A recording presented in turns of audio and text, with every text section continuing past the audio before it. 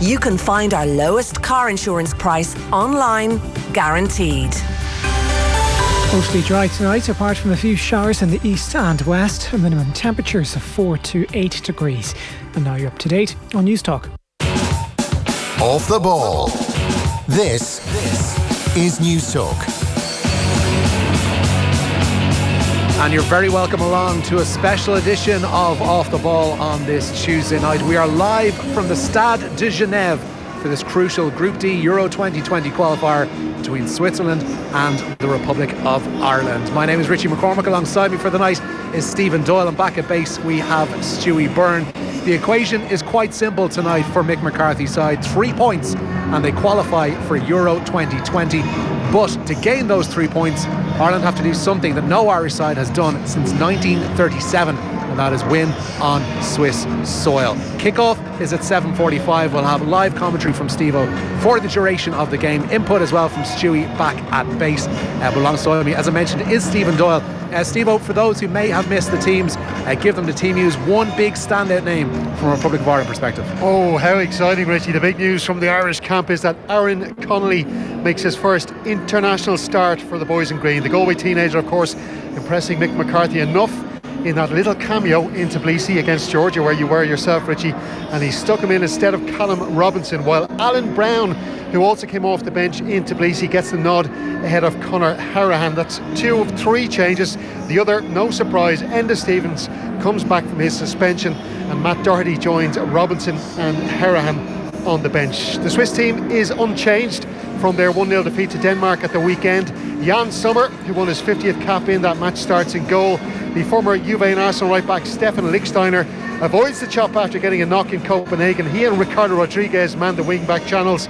Nico Elvedi, Fabian Schär and Manuel Akanji are the 3 centre-backs. Denis Zakaria and Granit Xhaka are the central midfielders, with Admir Mehmedi just ahead of them, and sitting behind the strikers Brelan Bolo and Haris Seferovic. And I'll just give you the Irish team then from top to bottom. It is, of course, Darren Randolph in goal, Seamus Coleman at right back, Enda Stevens at left back, with John Egan and Shane Duffy as the centre halves. Glenn Whelan then will sit as the holding midfielder, and we reckon it will be a diamond formation. I think, Richie, James McLean on the left, Jeff Hendrick on the right, and Alan Brown, who's coming into the team there, just sitting behind the strikers, James Collins and Aaron Connolly. It certainly looks like Mick McCarthy is changing things around. He's definitely going for it. Connolly given his first start. Just to catch you up on what's actually been going on here in the Stade de Genève over the course of the last 90 minutes or thereabouts. We have been subject of a pitch inspection down below us here, particularly to the right-hand side, where the penalty box and the right-hand touchline are both pretty muddy looking. Darren Randolph and his other goalkeepers have been testing the surface down there over the past while too. To call the goal line area inconsistent is to put it mildly. Randolph was bouncing the ball, and then it would stop dead. Showing off his old basketball skills there, Richie. Pretty much. I don't think he was used to as inconsistent a surface as he's been faced with tonight. The Polish team of officials were out earlier on. They did give this a solid look. It wasn't a case of out, have a look, have a nose, and then go back in and give the game the go-ahead. This was touch and go, it seems, because the rain here in Geneva had been coming down for, I think, a solid 16-17 hours. Around about 4 a.m. this morning is when I first heard it anyway. It hadn't stopped all day. It had been raining in some form or fashion, both heavy and light, and only about an hour ago did the rain finally clear off. And here we are at the Stade de Genève. It's now turned into a pretty crisp, cool autumnal evening. The game gets the go-ahead, a 7:45 start, and a place potentially at Euro 2020 at stake for Ireland tonight. As we mentioned, Stewie Byrne is back in studio, keeping tabs on this one for us as well. Stewie, I just want to get your impression on the team news. McCarthy making 3 changes to the side that drew so disappointingly in Georgia on Saturday. We knew Enda Stevens would be coming in for Matt Doherty. That was a given. Mick had hinted pretty heavily that Aaron Connolly would be coming into the forward line. We didn't know what shape that forward line would take, because we thought maybe a midfielder would be supporting, maybe Alan Brown would be supporting him. James Collins keeps his place in the team, and Alan Brown does come in to the side for Callum Robinson. Stewie, your impressions on that 11 put out by McCarthy tonight? Yeah, a little bit mixed, I have to say. I'm delighted that Aaron Connolly's playing. I mean, I think it's only proper that he gives him his first run out, considering the form that he's in. We have very few strikers at the moment that are banging in goals or playing to that sort of standard that he is at the moment. So I'm delighted to see him in. I think James Collins is obviously keeping his place in the team, because I think he's just going to be that sort of central nuisance. that ability to maybe get Connolly inside and get him on the ball and use his pace and get beyond them. I'm not too sure as to the thinking behind Brown and taking Conor Hourihane out of the team. I never like to see Conor Hourihane out of the side. I think he's probably been our best and most consistent player in this campaign. The only thing I can think of is that he's possibly looking at a very, very strict game plan, in that we're going to try and nullify this Swiss team to no goals. I would expect for pretty much 3/4 of the game, and then he has the option of bringing Hourihane on with his ability at set pieces. Could we nick one with the likes of Duffy from a corner? In that, when you look at the game the other day, we probably could have nicked one as well from a set piece. So I think, considering the conditions, I would imagine that would have came into his consideration. It's going to be quite scrappy. I think it will be in our favour, the conditions. I'm actually quite happy. I know I'd hate to say it, it's a terrible thing to say, but I think it's just going to slow down Switzerland. I think they've been the most impressive team we've played against in this campaign, especially in that first half in the Aviva. I thought we were in real trouble, and we managed just to gather ourselves. So all in all, I think it's going to be a scrappy night, but it could be one of them nights where a set piece might just get you over the line. Yeah, Shane Duffy has been the player that you kind of see most posted around the Swiss media. I was having a flick through some of the papers today. Blick, who was one of the main publications over here, their main headline was "Bring Down the Green Wall."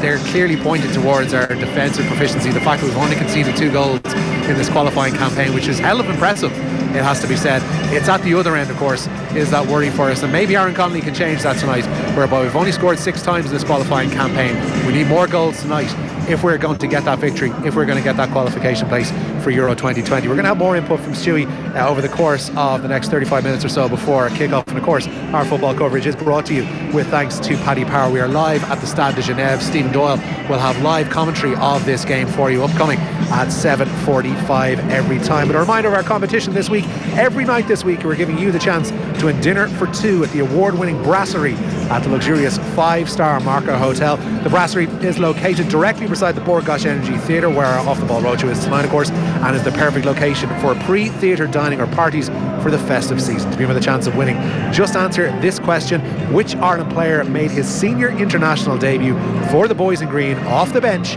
on Saturday against Georgia? If you think you know, text your answer along with your name and where you're from to 53106. The text will cost you 30 cents, and we will contact the winner after tonight's show. It's all with thanks to the Brasserie at the Marco Hotel, where you can enjoy their menu, a unique twist on the traditional. We'll announce the winners to say later on the show. The Irish team are going through the warm-up out to our right. The Swiss team based around the middle of the pitch, going through a more lax warm-up at the moment. I'm sure that will intensify as we get closer to kick-off. We'll hear from Dan McDonald, who's just posted to our right as well on this press tribune up here in the Stade de Genève. And more from Stewie on the way before kick-off between Switzerland and the Republic of Ireland. Keep it here.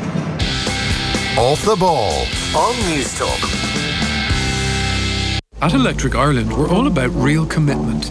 Just like the Saturday sports chaperone who's battled through weather and traffic all season and driven further than a Kerry to Derry bus driver. It's why we keep giving our gas and electricity customers the 8.5% savings they get on day one, no matter how long they're with us. For real commitment, visit electricireland.ie. Electric Ireland. Smarter living. Estimated annual bill €1,736, based on average consumption. Urban 24-hour, discounted unit rate, standing charge, PSO levy and carbon tax. Residential dual fuel, direct debit and online billing. Terms and conditions apply. See electricireland.ie/EAB. Rates as of 9th of September 2019, subject to change. You know what they say, good things come to those who wait. But 3 to 5 working days, lads, that's pushing it now. If I'm down in Arklow or Mullingar trying to order a new washing machine, I want it from someone with the largest next day delivery and installation area in Ireland. And that's appliancesdelivered.ie. Whether you want a dishwasher in Dublin, a new oven in Nace, or a tumble dryer in Tullamore, Appliances Delivered has you covered. Plus, we're the highest rated electrical retailer in Ireland, with a juicy 9.7 on Trustpilot, as voted for a buy yourselves. Get next day delivery and installation now at appliancesdelivered.ie.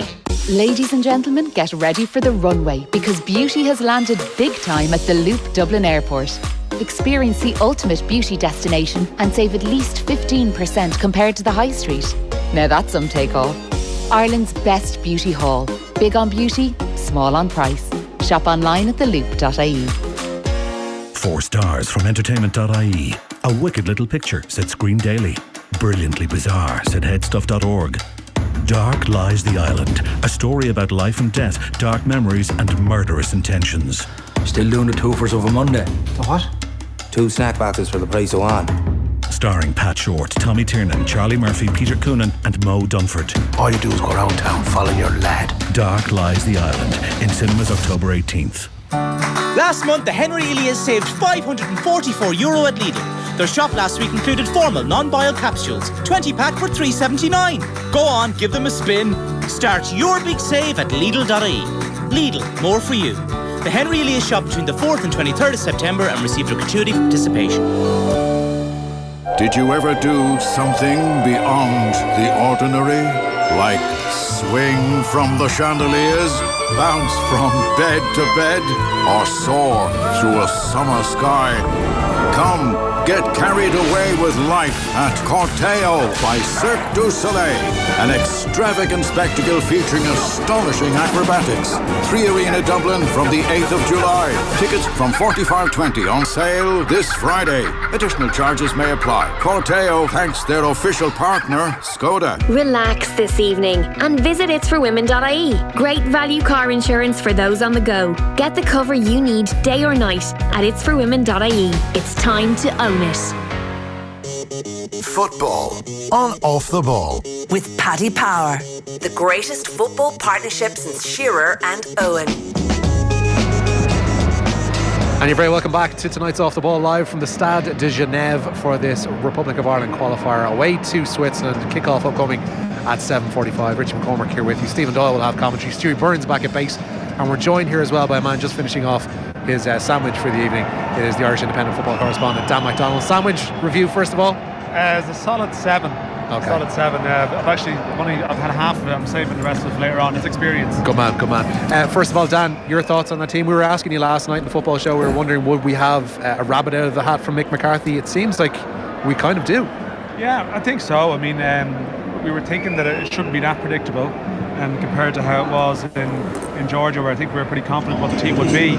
I think the surprise for me is James Collins being retained. If it's changed the shape, ultimately probably led him.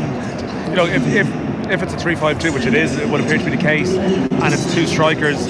I guess, you know, if you're going to play Connolly as one, the sort of the big man, little man in a way. Although I mean, Collins isn't a giant by any stretch of the imagination, but his style is more of a, you know, a sort of a foil probably for someone like Connolly. So the alternatives for that role would have been Hogan, Shawnee Maguire, Robinson.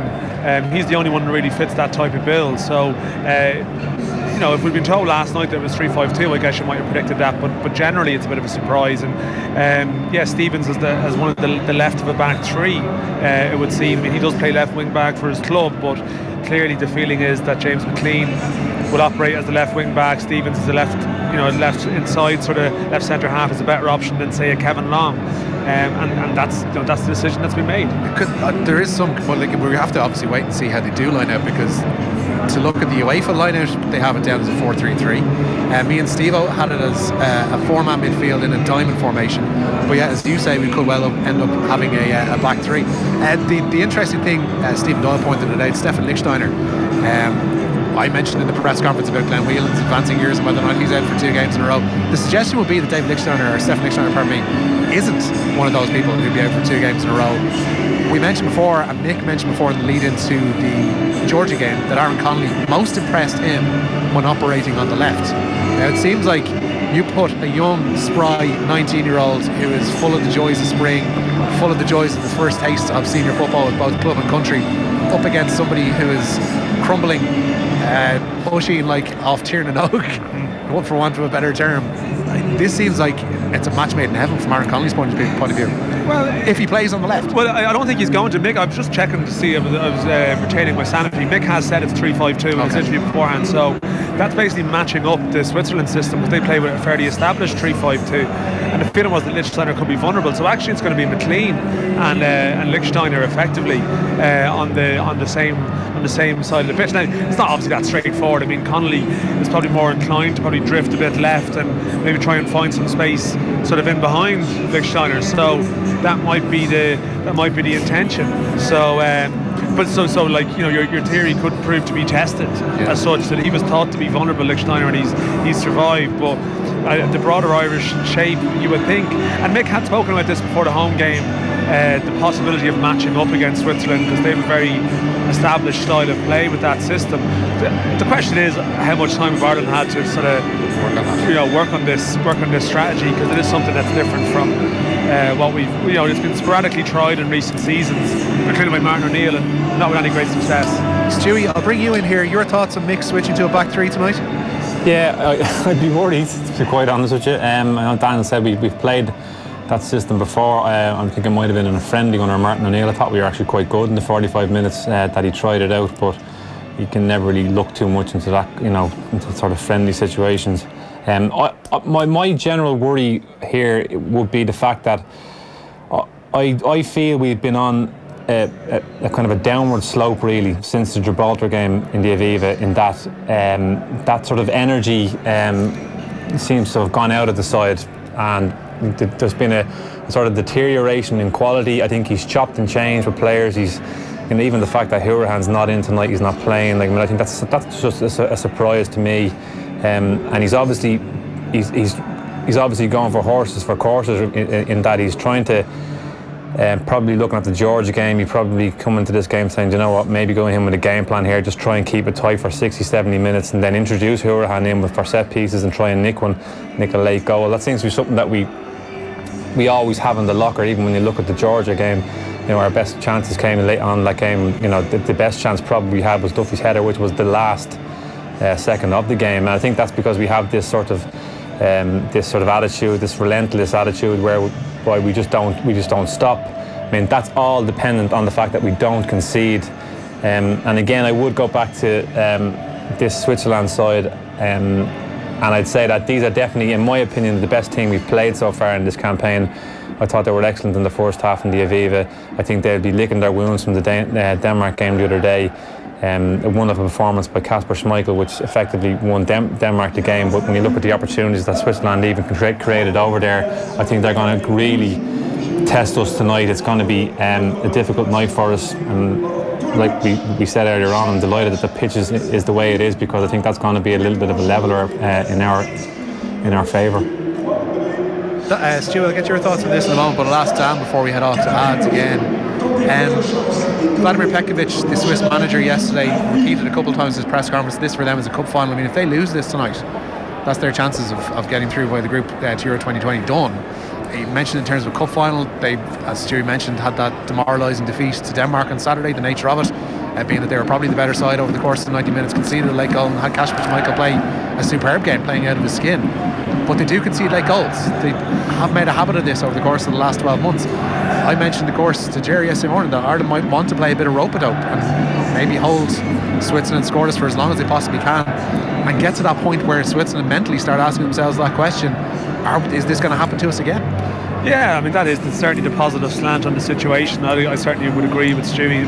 For me, Switzerland are the best team in the group, and it's it's obviously sort of a bit strange for them that they find themselves in this situation now, a situation they probably shouldn't be in, that this game is so high stakes for them. So I think that possibly is that's the positive slant, as you said, in the Irish situation, to try and hang in there.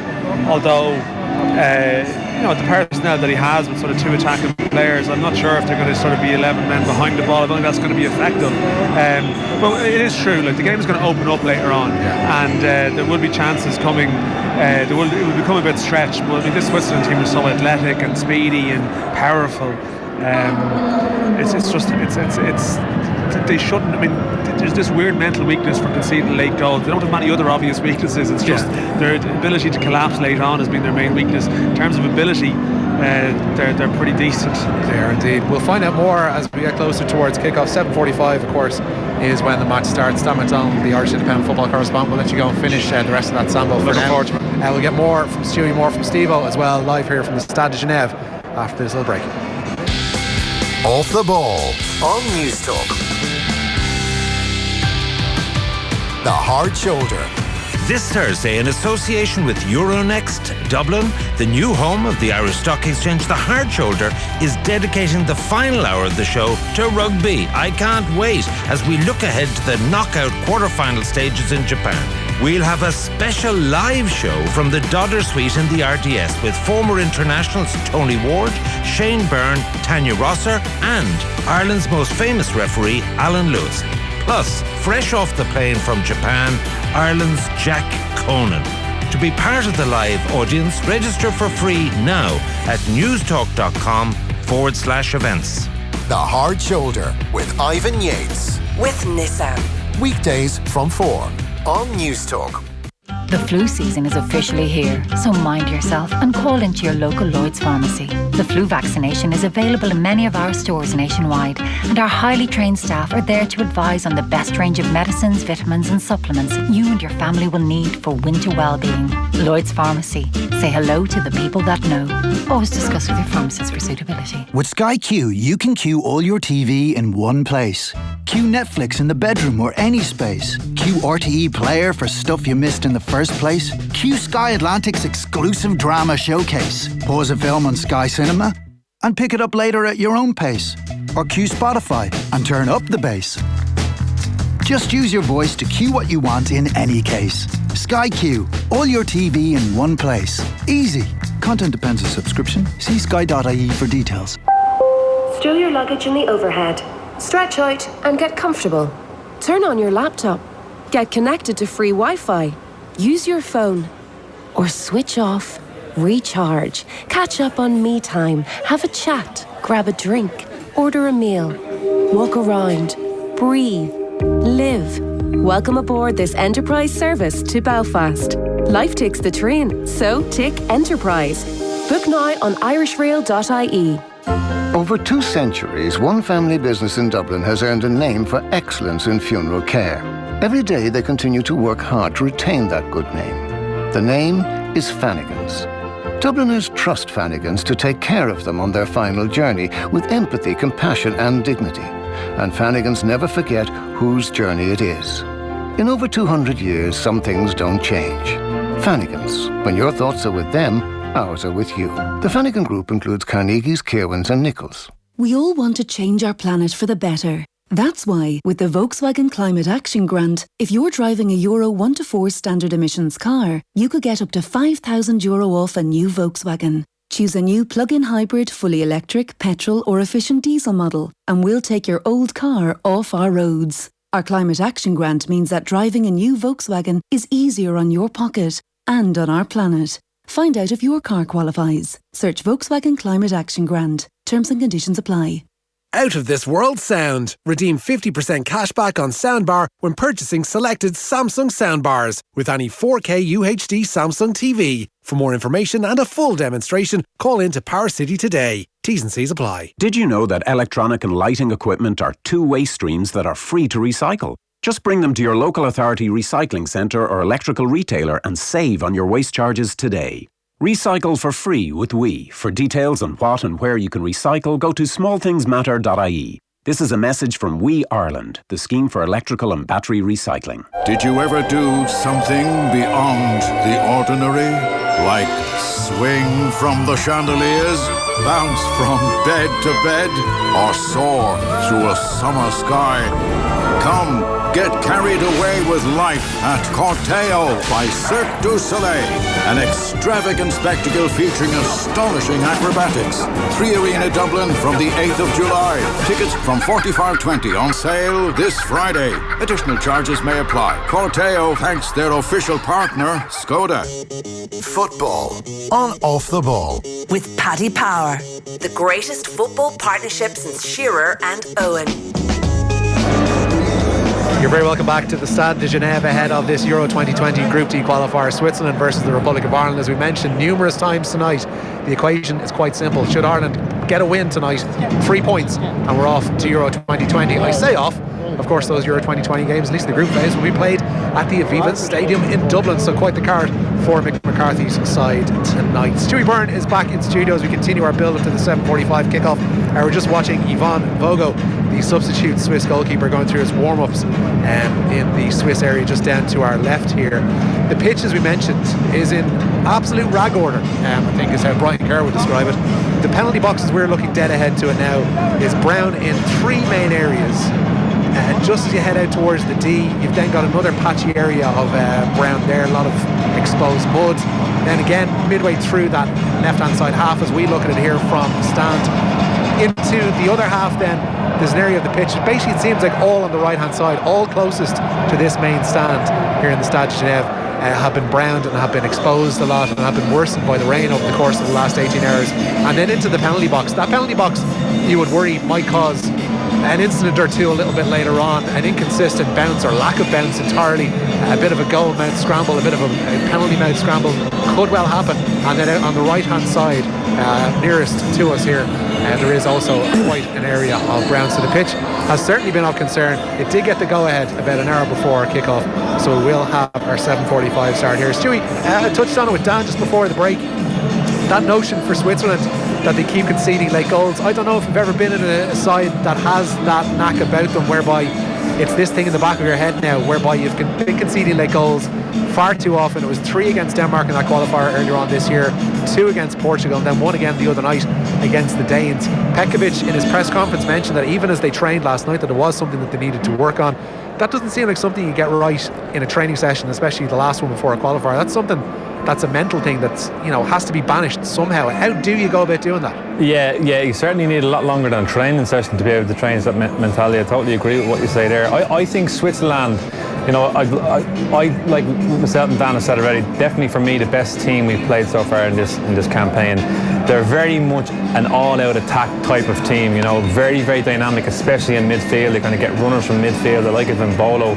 It's got serious pace and power, and Granit Xhaka as well. So they like to get runners from midfield forward. They're not afraid of playing sort of constructive diagonal balls forward, not a long ball, but very much measured balls forward at pace for runners trying to get beyond midfield or trying to get beyond your back four.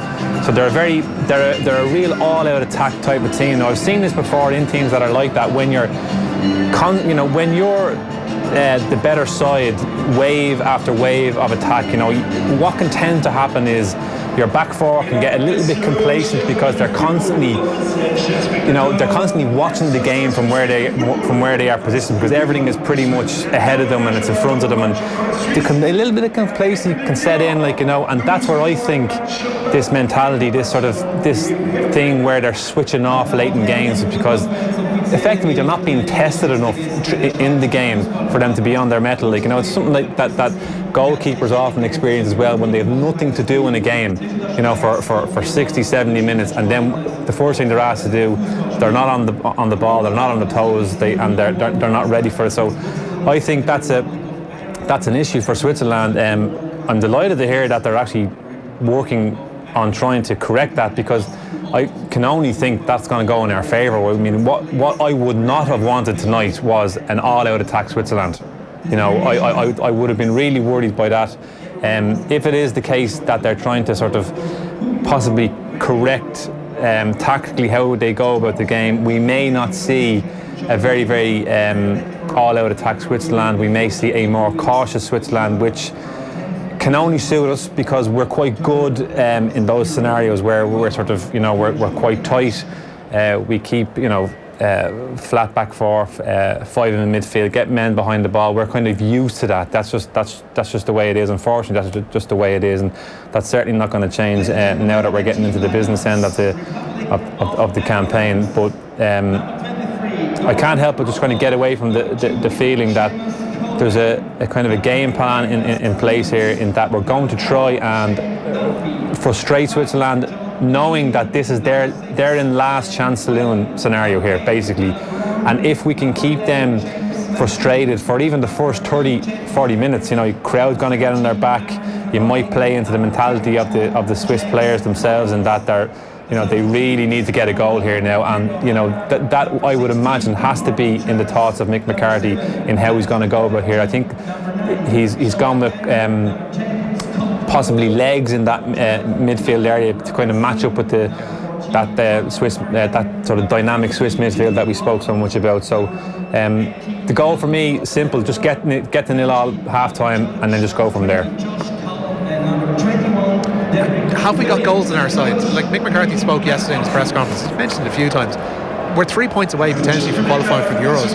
Why aren't we more excited? Why isn't there a sense that we're on the cusp of something truly, truly excellent here, which would be qualifying for a European Championships on home soil and with a game to spare in the group? I think, to be fair, I think we do have goals on the side. You look at the likes of James McLean, always one liable to step up and get a goal. You've got Duffy as well. There's a huge threat from set pieces. The only problem is with set pieces, we haven't got anyone who I can see really can deliver a ball in that starting 11. So that's what's making me think that this game is going to be one for us in the last 15-20 minutes, if at all possible. And of course, Aaron Connolly, there's no surprise he started the game. He started the game because he made such an impact when he came on the other night.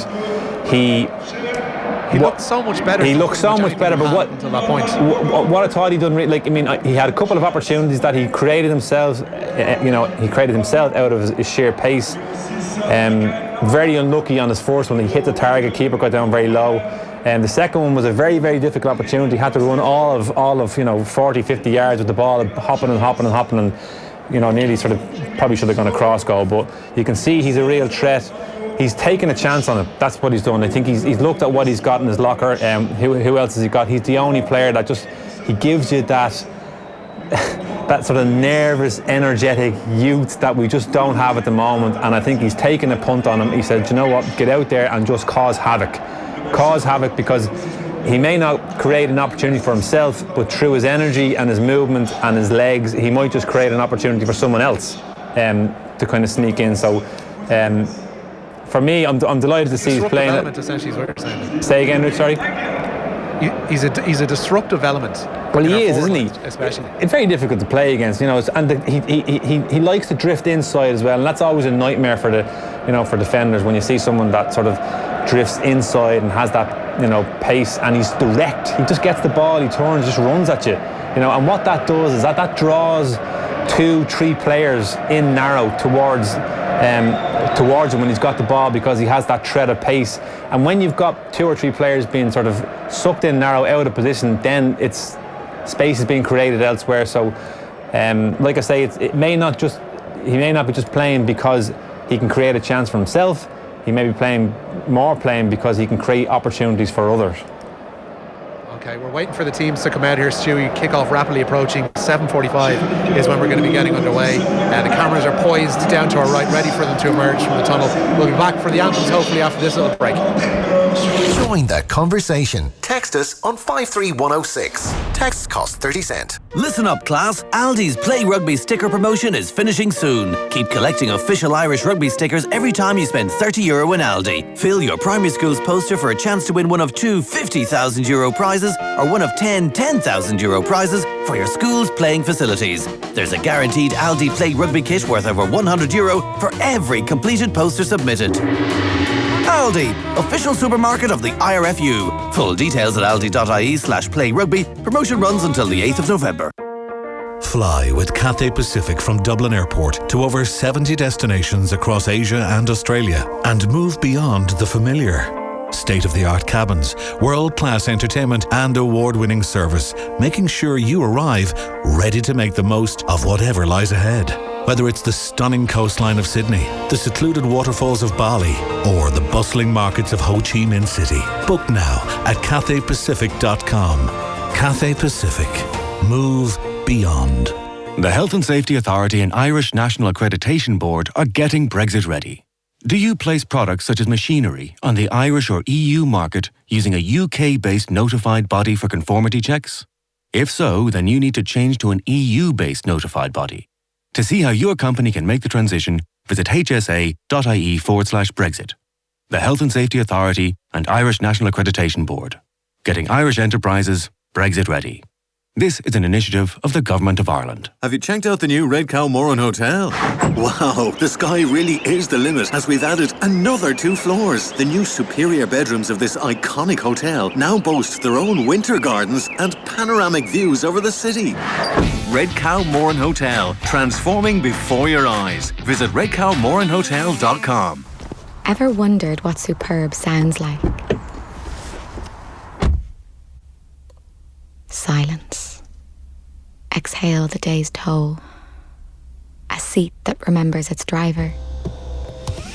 A touchscreen entertainment system. Start the engine at the push of a button. And go. The new Skoda Superb. If it sounds this good, just imagine what it looks like. 4 stars from entertainment.ie. A wicked little picture, said Screen Daily. Brilliantly bizarre, said headstuff.org.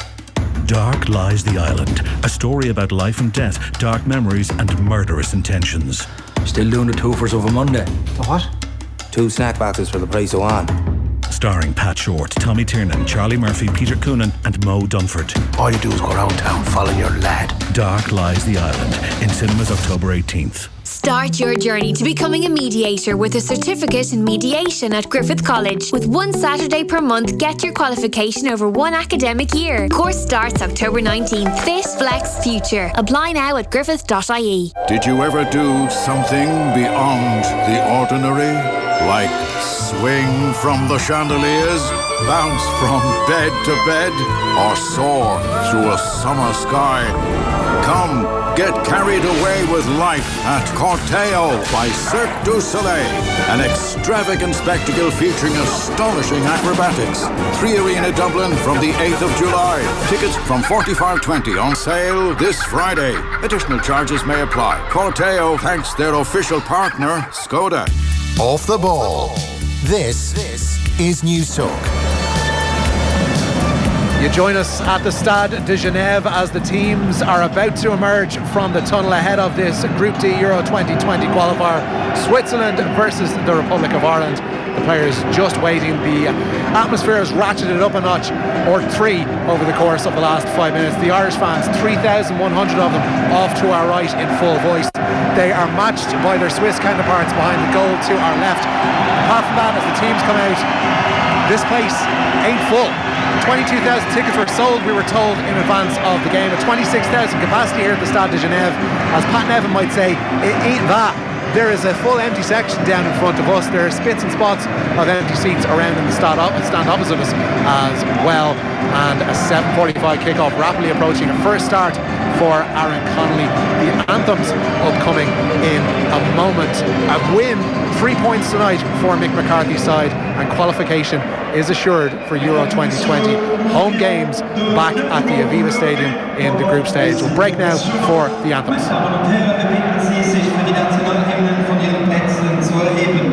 Ladies and gentlemen, please stand for the national anthems.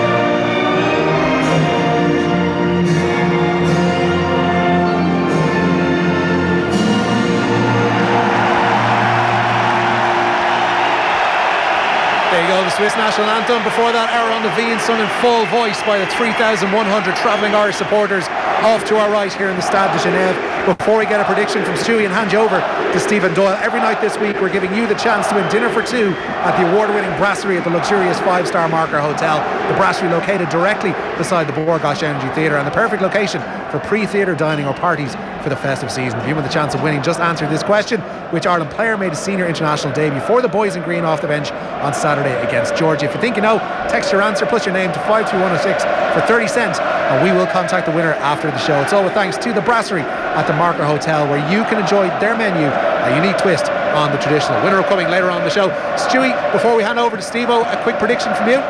Quick prediction from me. I'm just wondering with all them empty seats what I'm doing sitting here, but either way, I'd say, Richie, We're quite cramped up here, Stewie, just to let you know. I'm worried. I am worried. I just don't think we're playing well at the moment. I think Switzerland have an awful lot to offer. The fact that they're at home as well. I can't see us winning the game, I have to say, but I'm holding out for one of our wonderful nil-all draws. I'll take that now, to be quite honest. I think we're going to get people. That's for sure. Stewie. Okay, updates from Stewie, hopefully in a more hopeful tone across the 90 minutes.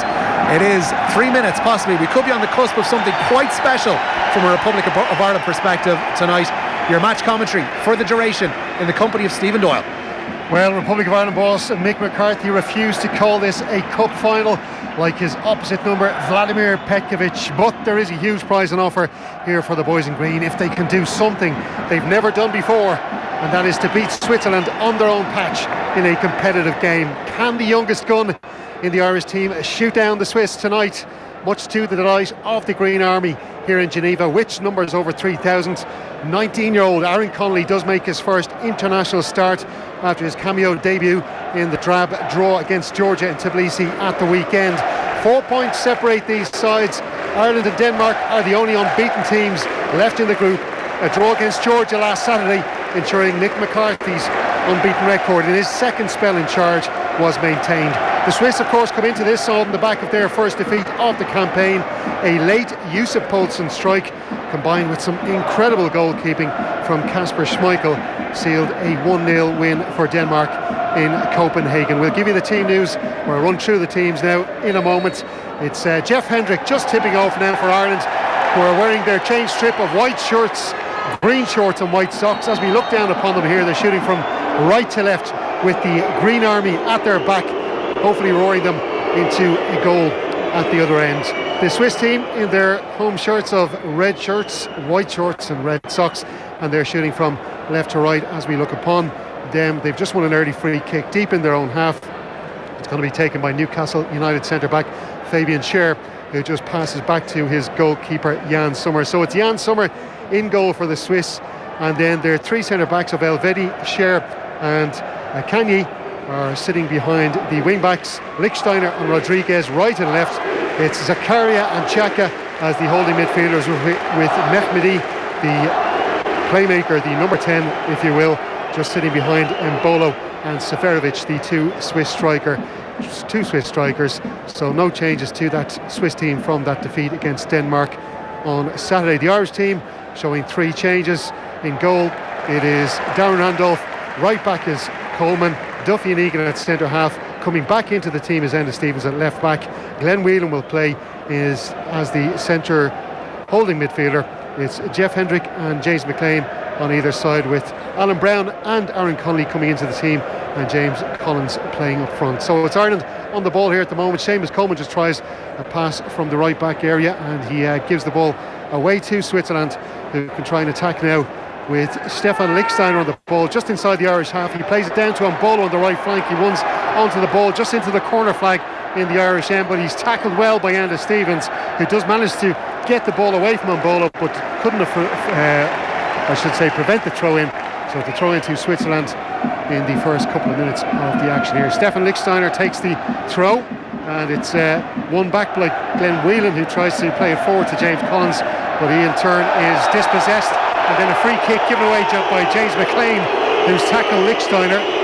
Lichtsteiner ends up on his backside. McLean pleading with the referee, who I can tell you is the 38 Polish man, Szymon Marciniak from Poland, and he was in charge recently enough, actually interestingly, of the match between Galatasaray and Paris Saint-Germain in the Champions League, and he was the same referee who took charge of Liverpool versus Paris Saint-Germain in last season's Champions League. You might remember Jurgen Klopp complaining a lot after that game, after the play acting of Neymar. There was 8 yellow cards given out that match, 6 bookings for Liverpool players, and he also booked Thomas Tuchel in the recent game. And I can tell you that free kick has just come off the feet of an Irish defender and gone out for a throw-in.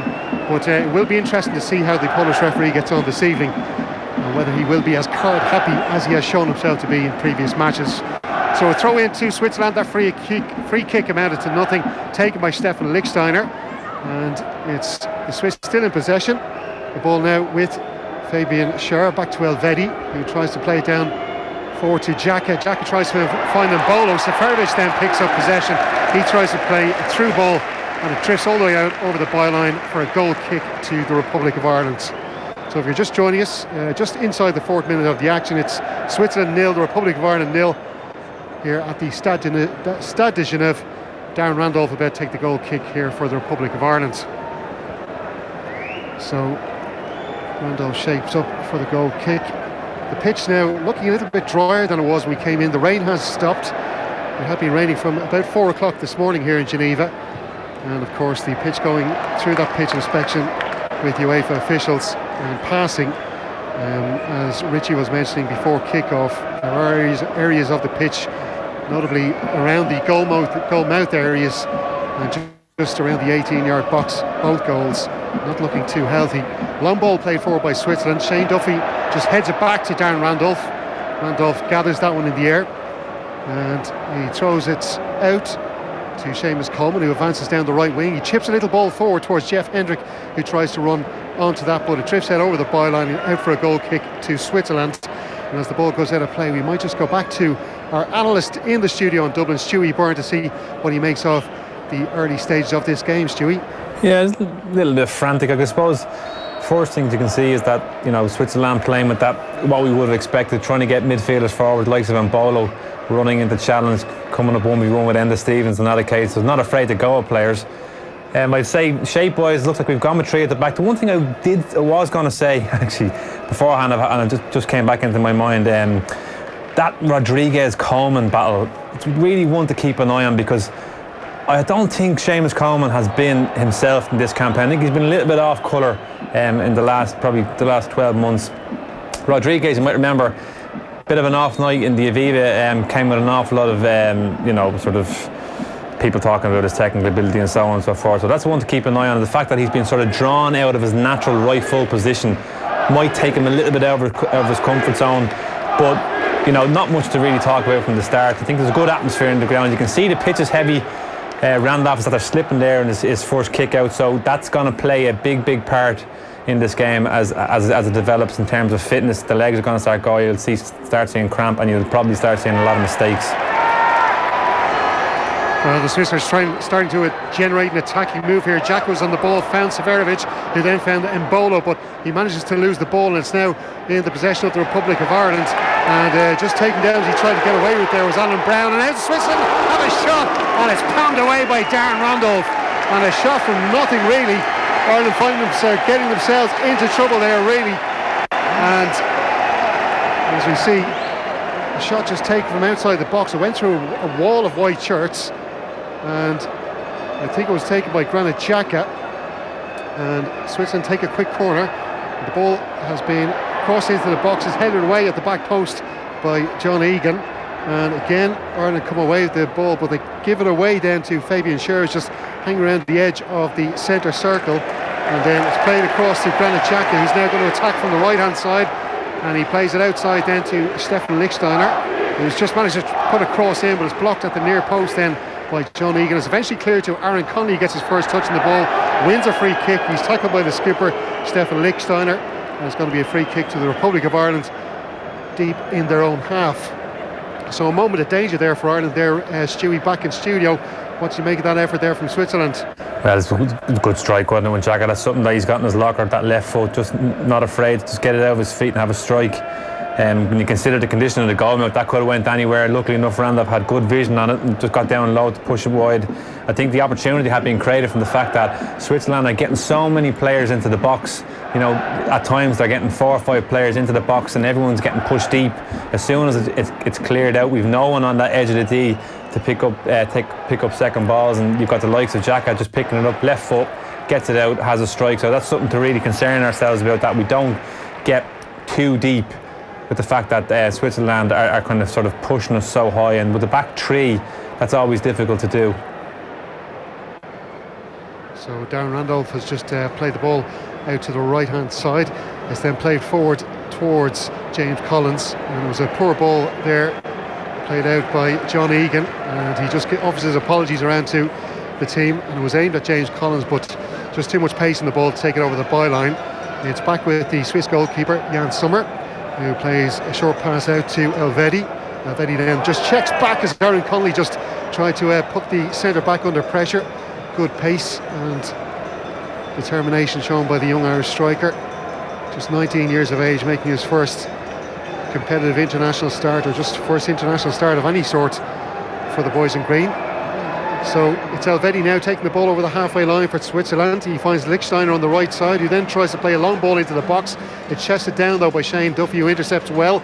Jeff Hendrick then finds Alan Brown, who plays a good ball forward, although it looked a good ball at the initial stages, but it's just drifted past James Collins and to Jan Sommer, who then takes control for Switzerland and plays it out. A short ball to Fabian Scher, the centre back, the Newcastle man. He plays the ball forward to Xhaka. Xhaka then passes it off to Akanji, the Borussia Dortmund centre back. He's now back across to the right side of the pitch and to Elvedi. Switzerland just taking some time to hold on to the ball for a couple of moments, try and get a bit of a period of possession here. So the ball played forward to Mbolo, who plays a crossfield pass to the right hand side to Stefan Lichtsteiner, but you can see the pitch in that area just not holding the ball up whatsoever. The ball skids across and out for a throw-in. So it's a throw-in to the Republic of Ireland on this near side, down near the corner flag at the Irish end. It's going to be taken by Enda Stevens. He's got James McLean just up ahead of him, just coming out for the ball as well. Looks like Alan Brown down there as well. James Collins offering himself, but the throw-in taken, comes off the head of James McLean, and now for a Swiss throw in a really dangerous position now.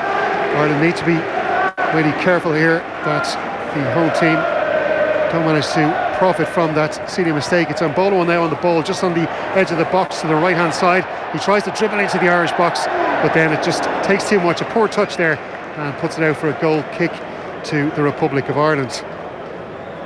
So Darren Randolph to take this, and just looking around the Stade de Genève here, and there are swathes of empty seats. A lot of Swiss fans possibly seeing the nasty weather outside this afternoon and choosing not to travel to the game, but it definitely is not full capacity here for this match. And the Swiss, of course, with an incredible record at home. They haven't lost a home competitive game since 2014, and that was a qualifier against England, who beat Switzerland by 2-0 5 years ago. It's an incredibly long and impressive record for Switzerland, as Ireland tried to break. A ball headed on towards James Collins, but snuffing out the danger was Elvedi, the centre back, who's on the right of that back three for Switzerland. The throw-in's going to be taken now by James McLean. He finds Alan Brown with the throw-in, who passes back to the winger, who then finds Enda Stevens with a clever ball inside the box. Stevens got to the byline, tried to put the cross in, but a really good sliding challenge there by Elvedi, puts the ball out, and it's going to be a first corner of the evening for the Republic of Ireland. Over to take the corner is Glenn Whelan. Of course, Conor Haran, who would have been the man in charge of set pieces, is on the bench tonight. So Glenn Whelan to take the corner kick. Just on the line there is Aaron Connolly. There's 4 or 5 white shirts to aim, and he goes for Jeff Hendrick towards the back post. Hendrick tried to nod the ball down, but just not enough power, and it was way off target and goes wide of the Swiss goal. So Stewie Byrne back in the Dublin studio. I'm not sure what you make of the situation now. It's Glenn Whelan taking charge of set pieces for the evening, with Conor Haran on the bench. Yeah, I thought it was a poor delivery as well, Stephen. You know, didn't really give Hendrick much to do. Did he kind of lobbed it up quite high, deep? He wants something that you can really kind of come on to, the likes of Duffy. Ball in a pace at a good height that you can really go and attack. So poor ball on that occasion. Decent from Ireland in how we kind of went about creating the corner. Great to see Enda Stevens getting forward. Like to see him do as much as he possibly can in this game. He won't be doing too much of it, considering that he's probably part of a back three, so his orders to get forward are going to be quite limited. But you can see how the game is starting to develop. It's very much condensed into that sort of Ireland half, in that you've got a lot of Swiss players running off the ball, a lot of movement, a lot of energy. We're going to have to just keep our shape, pass on runners, communicate as best we possibly can, and like I say, just try and frustrate the life out of Switzerland. Well, if you've just joined us, that's our off-the-ball football analyst Stewie Byrne there, giving his thoughts on the game so far. We've had just coming up to 13 minutes now on the clock. It's Switzerland 0, Republic of Ireland 0. As the Swiss tried to put a cross into the box. It's cleared away though by Shane Duffy, who's the anchor of that back three tonight for Ireland, and the ball played all the way down the Swiss end, and it's tidied up by Fabian Scher. Back to his goalkeeper Sommer, who then finds Elvedi and is back inside to Scher, who advances forward to the centre circle area, then plays the ball out wide to Rodriguez, who just chests it down into his own path and then finds a pass away. It's now with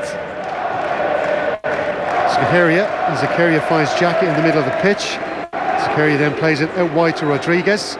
Rodriguez then forced to come in. He's just under pressure there from Seamus Coleman. Finds Scher, who then crosses the halfway line into the Irish half, striding into all that space there.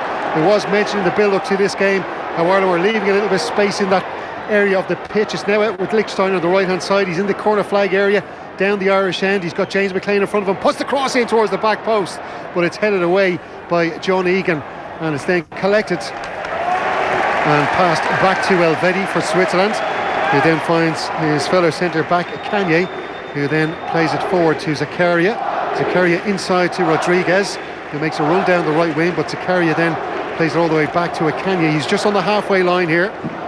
The Republic of Ireland, all the Irish players all in their own half, as Connolly then chases Elvedi, who's in possession of the ball. He plays a long ball forward towards the 18-yard line, but it's cleared away by Ireland, and the ball then coming as far as Aaron Connolly, who goes down and wins the free kick in a decent area. It just gives Ireland a chance to relieve the pressure. And I know Stewie back in the studio, a lot of people are talking about maybe this game a lack of experience for Aaron Connolly, but I think he's shown so far that little bit of nous to win a couple of free kicks just to relieve the pressure for Ireland so far. Well, that's exactly it, Steve, and just be a nuisance. That's what he said to him. Go on, just be a nuisance, do what you normally do, no real instruction, just use your energy, your pace, get around the pitch. The one thing I would say, the fact that Switzerland play with a back three, there are gaps there when we do get possession back. The one thing we're not doing at the moment is that we're struggling to sort of maintain possession when we do break down that Switzerland play. We're being sort of subject. Here's a very good shot for Switzerland, and it's into the bottom corner, and that really was looking like a shot out of nothing, but Haris Seferovic has struck the first goal of the evening. It's come in the 16th minute, and it looked like Ireland might get a chance to clear their lines. And that really is a disastrous start for Ireland, but you'd have to say they had been inviting the Swiss onto them. Seferovic just picked up a loose ball from about 19 yards out and had a crack with his left foot into the bottom corner beyond Darren Randolph. And that is a dreadful start for Mick McCarthy's Republic of Ireland, Stewie. Yeah, but look at him. We're just having a look back at it now, Steve. It's a wonderful finish, isn't it? That's something that they did not do in the Aviva, and were probably guilty of the other night against Denmark. Their finishing, the quality wasn't up to standard. Seferovic is certainly correct that tonight, because that's his first chance of the game. Get the ball out of his feet, and he's buried it right in the corner. Randolph has absolutely no chance. The one thing about that move is that it's been created by the fact that I was speaking about that Switzerland back three. You would think that neither of those three will really budge, but they are. One of them is deciding to go forward, and it's breaking our midfield up, and it's putting us on the back foot. And on that particular occasion, when Seferovic has had a shot, Switzerland had 4 or 5 players up with him, so they're all out attack, and it's just squeezing us down all the time. Glenn Whelan has just played a deep cross in towards the back post of the Swiss goal, but it was collected by Jan Sommer, and another Irish attack breaks down as Lichtsteiner takes the ball for Switzerland, crosses the halfway line. He tries to chip a ball in towards the box, but it's collected by John Egan, who then plays it forward to Hendrick. Hendrick then plays a long sweeping ball, which Aaron Connolly's going to chase. Aaron Connolly latched onto the box, ball in the box, and then tries to have a shot on goal, but it's deflected away from the Swiss goal and out towards the sideline, where it's collected then by Akanye. So the ball doesn't even go out of play, and Switzerland back in possession. So the home team are in front. It's Switzerland 1, Ireland 0. The goal coming from Haris Severovic in the 16th minute. And a man who hasn't really been in form this season, Severovic. 3 goals in 12 games so far for club and country before tonight. And he did look a bit rusty. He played the 90 minutes versus Ireland in last month's 1-1 draw. But there he is, scoring his 18th international goal for Switzerland. And what a crucial one it could be for the Swiss, who come into this game with all the pressure on them. Just 8 points on the board after 5 games, 4 points behind Ireland. And it really was a must-win game for them tonight. But still plenty of time for Ireland to hit back. And Aaron Connolly has shown there in the last couple of minutes that he can get behind that Swiss defence with his pace and cause some problems. So Switzerland now in possession of the ball in the Irish half. Lichtsteiner's just received from Xhaka. He plays it down the line to Mbolo. Mbolo has Stevens just in front of him, block his path. Stevens gets a foot on the ball, puts it out for a corner. So it's going to be another corner to Switzerland. And that is their second one of the evening. Just the one for Ireland so far. Got 19 minutes on the clock here. Darren Randolph in the Irish goal, just shouting instructions out to his players in the box. He's just standing in front of the huge Green Army behind him in the stands. And I'm sure they're very disappointed after that Swiss goal. The corner is put in towards the far post. Darren Randolph has to stretch and just gets a fist to it and puts it out for another corner to Switzerland. And over to get that on the far side is Rodriguez. He's going to put in the second corner in quick succession. There's about 5 Swiss shirts in the box. All of the Irish team, bar Aaron Connolly, in there to defend this one. And it's glanced on towards the back post. And that's going to go out. It does, actually, the whistle blows for an offside there. So Dan Randolph will get a chance to take a free kick out. And Bolo had his foot on the ball there, just close to the corner flag.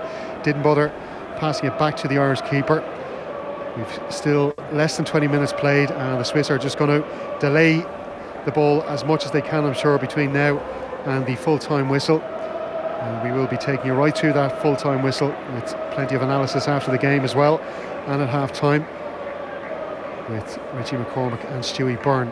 Aaron Connolly's now in possession. He passes it off right to Seamus Coleman, who has to chase after it, but he hasn't got the legs to get there. It was a really quick pass from Aaron Connolly and just goes out for a throw into the Swiss. It's going to be taken by Rodriguez, just taking his time over this throw in. He's about 10 yards inside his own half. He throws that one long for Mehmedi to chase. It's put out by Shane Duffy for a throw into Switzerland. It's taken quickly by Mehmedi inside to Severovic, who plays it back then to Rodriguez. Rodriguez back out to Mehmedi on the touchline. Plays across into Severovic on the edge of the box, and he just tried to lay it off to him, to Mbolo, but it's cleared away by Shane Duffy. It's now Alan Brown on the ball for Ireland. He plays the ball forward over the halfway line for McLean to dash onto. McLean then, just a poor touch there from McLean, takes the ball away from him. He did look like he was fouled there, and he foul coming in from Denis Zakaria, the midfielder. The referee said no though, and the Swiss throw in taken quickly. Ball swept forward by Scher, headed back into the Swiss half by Shane Duffy. Lichtsteiner couldn't hold on to it. He then lets it go to Jeff Hendrick, who loses the ball then. And now it's back with Switzerland. Ireland just can't hold on to this ball this evening, as Stewie Byrne mentioned in the last batch of analysis there. Glenn Whelan tries to get a foot in it, but it's back with Rodriguez now, who then finds Xhaka. Xhaka then lays the ball off to Zakaria. He plays it to Lichtsteiner, who then returns the ball to the midfielder. It's back to Elvedi. He's just seen a replay of that infringement on James McLean. It did look like a free kick to Ireland, but no, said the referee. A loose Swiss pass is picked up then by Ennis Stevens, who tried to play the ball forward to James Collins, and again another loose pass from Ireland just gets over the touchline, and now for a throw in to Switzerland. So back to Stewie in the studio, and as you were saying just a moment ago, Stewie, Ireland just can't seem to maintain possession of the ball for a long period in this game tonight. Yeah, and it's all very frantic as well, Steve. And even when we do win the ball back, which we did in that previous occasion with James McLean breaking down this left-hand side, he doesn't have to burst ahead of the game, because we've nobody up there. Well, he's tried to outrun Zakaria. Okay, fair enough, it could have been a foul. He looks like he's leaned his shoulder into him, but there's no one up there. We're losing possession. We're not able to get up the pitch. I think it's a situation now where you need experienced players on the pitch to say, lads, we need to keep the ball much, much better than this. We're 1-0 down now. The game plan's going out the door here. So the captain Seamus Coleman, get word across to the players is stop trying to get from front to back so quickly. We're 1-0 down. We need to keep possession a little bit better than what we have been so far. Yeah, we've got a really dangerous free kick. Breedon Bolo is the man who was fouled for the free kick. It's about 23 yards out from Darren Randolph's goal.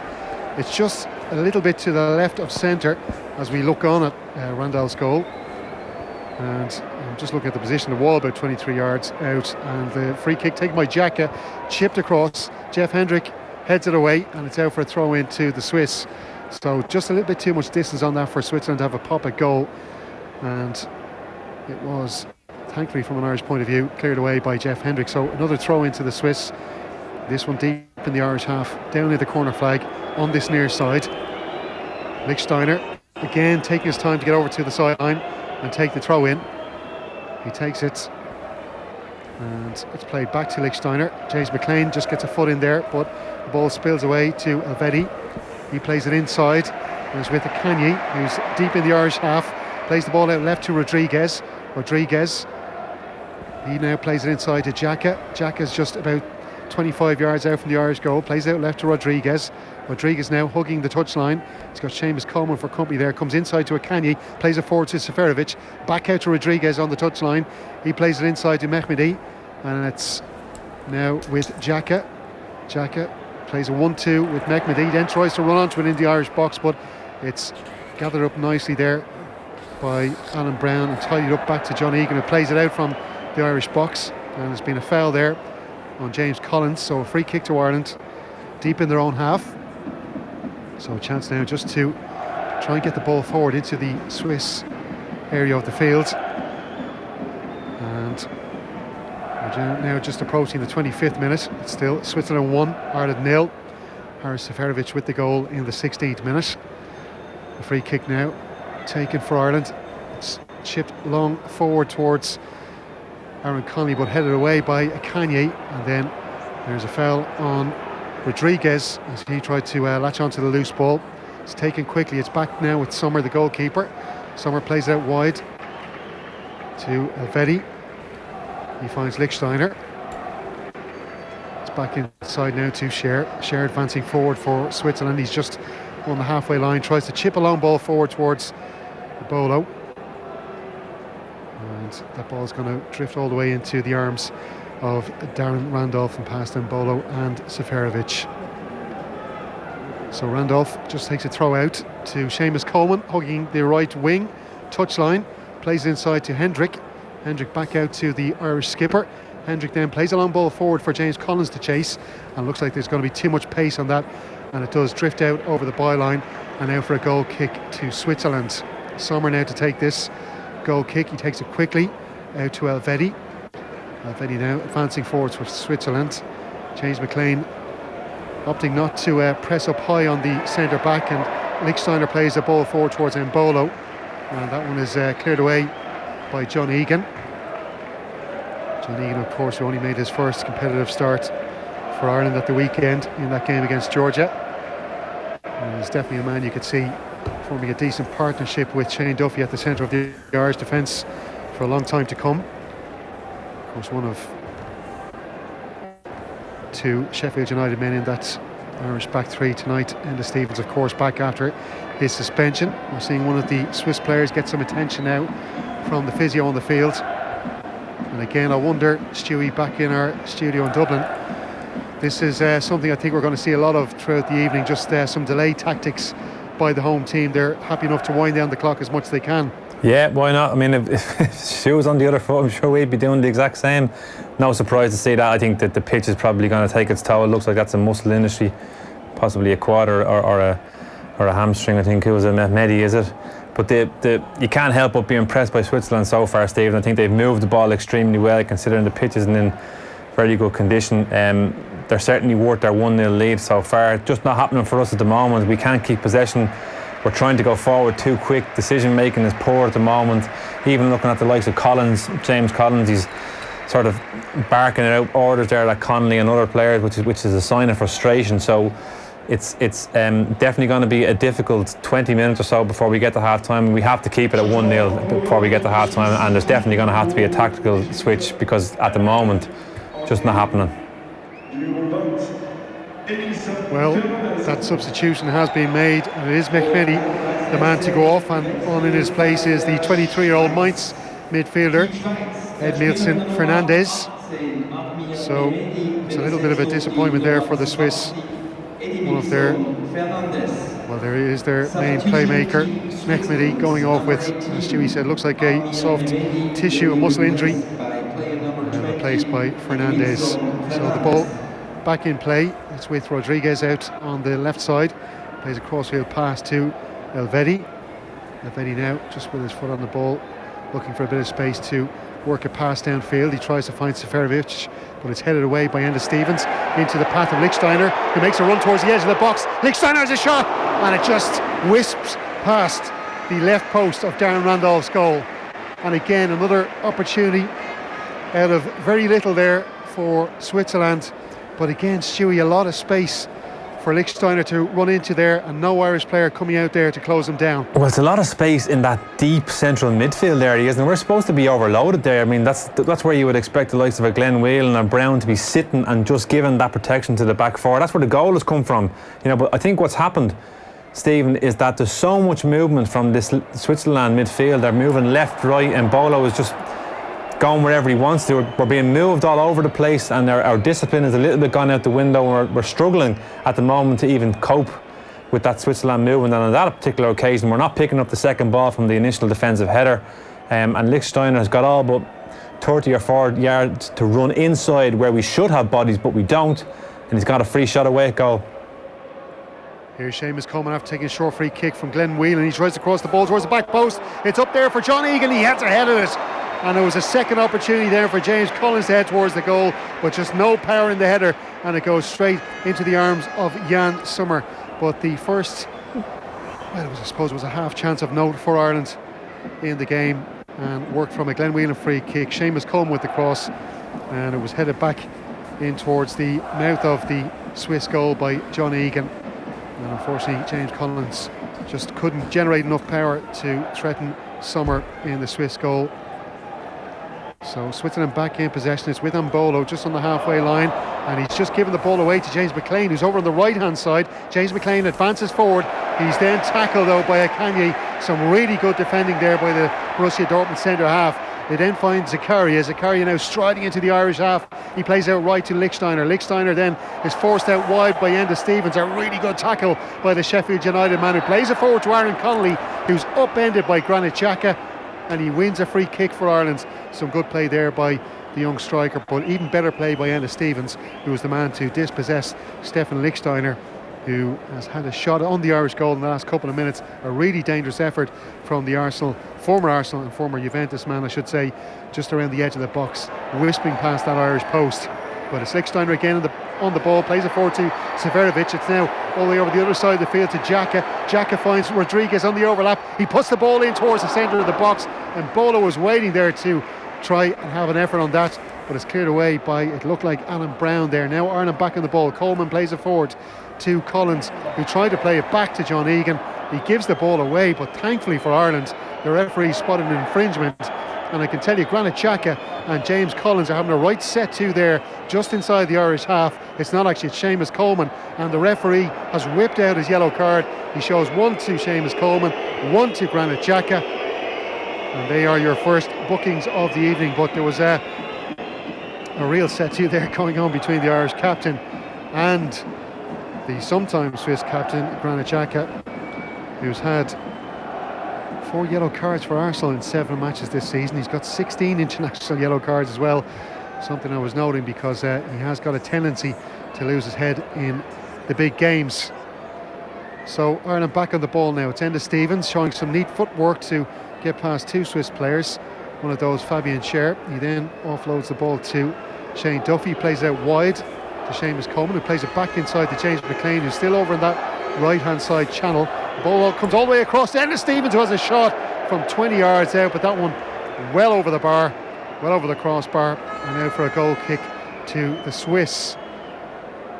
So we're just now over the half-hour mark, 33 minutes on the clock. Switzerland 1, Republic of Ireland 0. Stephen Doyle here doing the full live commentary throughout the evening. I'm off the ball. We've got Stewie back in studio. I don't know what you made of those last few minutes, and that little incident between Seamus Coleman and Granit Xhaka. Some real grit shown by 2 players there.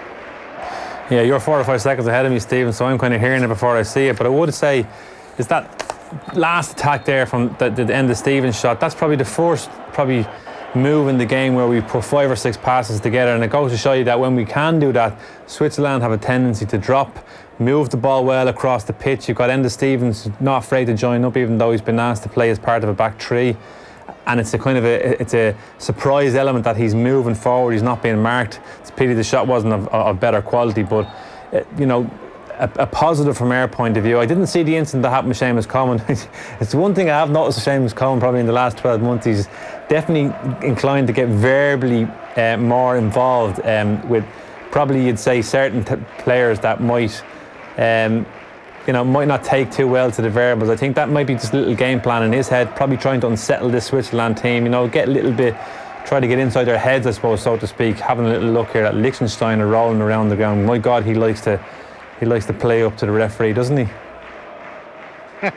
35 years of age, Stewie needs a rest every now and then. You know yourself, you know what it's like. So the ball is all the way back now with Fabian Schär. He finds a Kanye with the pass. He plays it forward to Rodriguez. Rodriguez now advancing towards the halfway line, chips the ball across the field, trying to find Mbolo, but it's headed away by Enda Stevens. Hendrick now on the ball, just on the edge of the centre circle in the Irish half. Plays it back to Glenn Whelan. A 1-2 between the 2 midfielders. It's now out to the right wing. Seamus Coleman now gets forward. He plays it forward to James Collins. Back inside or outside to Seamus Coleman. And again, James Collins has given the ball away. That's 3 or 4 times he's done that this evening. And again, he had been guilty of similar offences against Georgia last Saturday. Really needs to be a little bit more focused when he's passing the ball. It's now with Granit Xhaka on the halfway line. Plays the ball out left to Kanye. Kanye inside to Xhaka. Xhaka across to Elvedi, who then plays it forward to Seferovic, who's come very deep. He plays out to Lichtsteiner on the wing.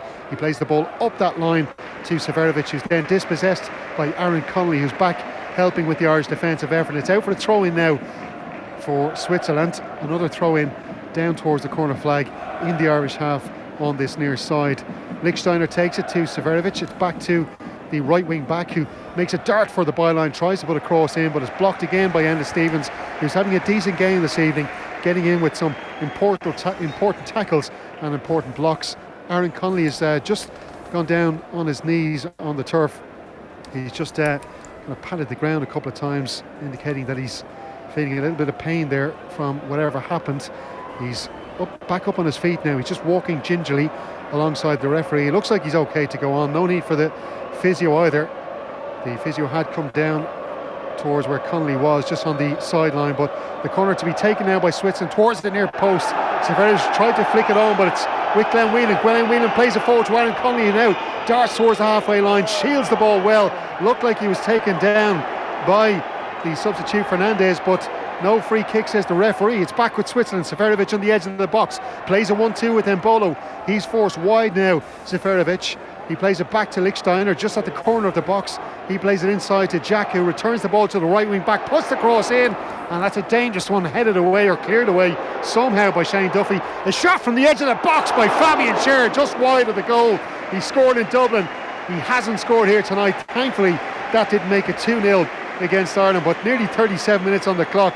Fabian Schär with a decent effort from the edge of the box, and that, including the goal, that's the third or fourth effort that Switzerland have had from that area of the field. And Stewie, Ireland really need to sort that out for the second half. Yeah, well, that to me is definitely the danger. We need to get somebody plonk him in that spot and don't move. And that has always been the likes of a Glenn Whelan.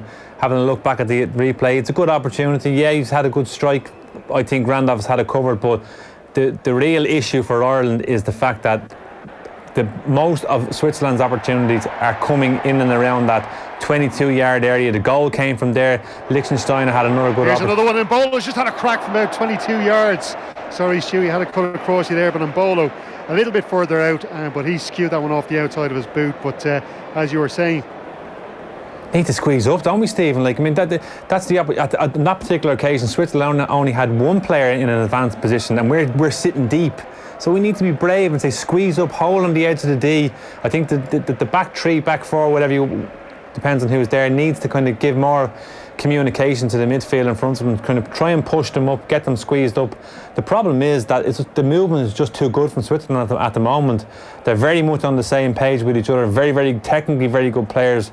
Know each other's game, communicating very well, and we're just not coping with it. Our distribution has been awful. We just can't put 2 or 3 passes together. We're in too much of a hurry to go forward as soon as we win the ball back. When we get it back, keep it. Give us an opportunity to kind of get up the pitch. Yep, John Egan has just booted the ball out for throw into Switzerland again in that area on the near side of the pitch, down close to the Irish flag. It's a short one taken to Mbolo, who plays it across the edge of the box, trying to find a teammate there. It was Zakaria, but the ball is given away and Ireland play it forward. But again, it's back with the men in red shirts, and a free kick given against Jeff Hendrick there for a foul, and the foul was on Granit Xhaka. And Jeff Hendrick there just a little bit exuberant with his challenges from behind there on the Swiss midfielder. But you would have to say as well, there are spaces left by the Swiss when they do press forward, and Ireland need to try and get the ball into those areas. Aaron Connolly, he's had 2 or 3 touches on his first international start, but he just hadn't been able to get into the game yet. James McLean now picks up the ball in the centre circle. He gets forward. He could have selected the pass to Connolly there, but he chooses to go out left to James Collins. Collins forced to check back by Elvedi, and Jeff Hendrick just plays the ball inside the Swiss box, but it's cleared away. Connolly there was loitering with intent. There's a man down inside the Irish half. That's why you can hear some boos from the Swiss crowd. It looks like, I think it's Fabian Scher from here, the Swiss centre back, and he's just down on his knees there, just inside the Irish half. Referee's gone to check on him and just seeing if he needs some attention from the physios. He's back upright on his knees. Looks like he's going to be okay. There's going to be an Irish corner. It's on this near side, and it's Glenn Whelan again standing over it. Second corner kick for Ireland this evening, and they've got one man in the post, Switzerland. It's Rodriguez on this near post. Right in the 6-yard box is Aaron Connolly. He's got Lichtsteiner standing right behind him. There's 4 or 5 other Irish shirts in there. Corner taken by Whelan. Up for it's Duffy! And Duffy had a header, but it's straight into the arms of Summer. It was a brilliant opportunity, but it was one of those floated corner kicks. Made it impossible for Duffy to generate any power then once he got up there in the air. And again, Stewie, that corner kick, you'd want to see more power in the corner kick from Glenn Whelan. Just too high, Steve, wasn't it? It's exactly like his initial corner kick about 20 minutes ago, the one that Hendrick had to head, and he's not been able to. When it comes in, Duffy's trying to head it from a standing position. He's almost on the back foot. He needs something to go and attack, doesn't he? So it needs to come in a little bit lower. There's way too much air, and it pace looked good to me. Just too much air. Give something for Duffy to go and attack. Now it's Jeff Hendrick at the ball. He tries to kick the ball forward to James McLean, but again another poor Irish pass gives the ball away to Switzerland, and Bola then tries to cross the ball into the box from near the touchline, but it goes straight into the arms of Randolph, who throws the ball out to Seamus Coleman. Seamus Coleman now advancing down the right wing, claims he was fouled by Denis Zakaria, but the referee says no. It was really just not good by the Irish captain just to give the ball away that easily on the far touchline. It's back with the Swiss now. It's Zakaria in the centre circle, lays the ball off to Xhaka. Xhaka plays it forward to Mbolo. Mbolo looked like he was pulled down there by Enda Stevens as he tried to advance forward. The referee does give the free kick to the home team. It's taken quickly and short to Fernandez by Xhaka. It's out now with Rodriguez, who plays the ball back inside to the substitute, who of course came on for Mehmedi, who went off with an injury not to in the last few moments the ball now with Lichtsteiner, who plays it back to Elvedi. Plays it inside then to Akanya, who plays the ball forward then to Seferovic. Seferovic just coming deep for this. Tries to play a long crossfield pass to switch play out to the left side to Rodriguez, but there was too much on that. It goes all the way out for an Irish throw, and that's going to be taken by Seamus Coleman. So we're just past the 42nd minute here, approaching half time. It still remains Switzerland 1, Republic of Ireland 0. The goal scored by Haris Seferovic in the 16th minute. And that is the goal that separates the sides. Alan Brown exchanging passes with Jeff Hendrick now in the Irish half. They find Enda Stevens out on the left wing. He plays it back inside to Brown. Brown then returns the pass to Stevens, who plays the ball forward to Aaron Connolly. He's just under pressure there from two Swiss players. He's forced to check back and then plays the ball back to Brown, who finds Jeff Hendrick. Irish team now starting to string a few passes together, which we haven't really seen at all this evening. Enda Stevens now with his foot on the ball, tries to chip the ball forward to Aaron Connolly, who runs onto this, but there before him, reading the ball, or reading the game well, is Fabian Scher, who then hooks the ball away, but Enda Stevens gets over Lichtsteiner to head the ball forward. He tried to get it forward to Jeff Hendrick, but Lichtsteiner went down in front of him, claiming he was foul, and the referee agreed with him. So it's going to be a free kick to Switzerland just inside the Swiss half. And it's a quick one taken by Elvedi, and plays it forward to the substitute Fernandez. It's now back with Scher, plays the ball across field to Akanye, who then sends it forward to Rodriguez, tries to put a cross into the box to Seferovic, but it's headed away there by Shane Duffy, and the ball is then given away again by Ireland to Switzerland. Xhaka now on the ball, advancing forward, finds Fernandez just on the right side, tries to play a ball to Seferovic to the far post. Seferovic chests it down, has a swing at it with his right foot, but it goes well over the bar, and thankfully not a second goal for Switzerland this evening. But again, some good build-up play by the Swiss, and another chance, Stewie, there for Seferovic to try and double his lead this evening. Yeah, he just peeled off to the back post, didn't he? The ball in was a lovely ball. You can see Coleman was on the back foot, getting back from that sort of wing-back position. Just the bounce went in our favour, didn't it? It just kind of hopped up on him, just wasn't able to get the ball down, and it could have been a good opportunity for them. I would say I think the sting has kind of gone out of that Swiss attack at the moment. You can see probably the Swiss and ourselves, a touch on the leggy side. The pitch is certainly starting to cut up. I don't know what way you're seeing it yourself, but it looks like it's cutting up from the television pictures anyway. I mean, obviously I'd say just to get in a half-time at 1-0 would probably be the best we could certainly hope for at this particular occasion. I think there's been a couple of chinks of positivity in the last 5 minutes, in that we've had opportunities to keep the ball and we've done it quite well, albeit Switzerland are squeezing us quite high. I think we need to do more of that in the second half. Here's Seferovic, it's Mbolo actually to lay it off to Fernandez, the substitute, and the Swiss attack just breaks down. It was a good opportunity there for them. Mbolo, Fernandez and Seferovic all involved in that one, and it's gone all the way back to Darren Randolph, who's going to get a chance to get this ball out and up the field. So Darren Randolph just surveying the pitch ahead of him, which, as Stewie did say, is starting to cut up a little bit more as the action plays out here this evening. The heavy rain from 4 o'clock this morning, which stopped just around kick-off time, hasn't left the pitch looking too well.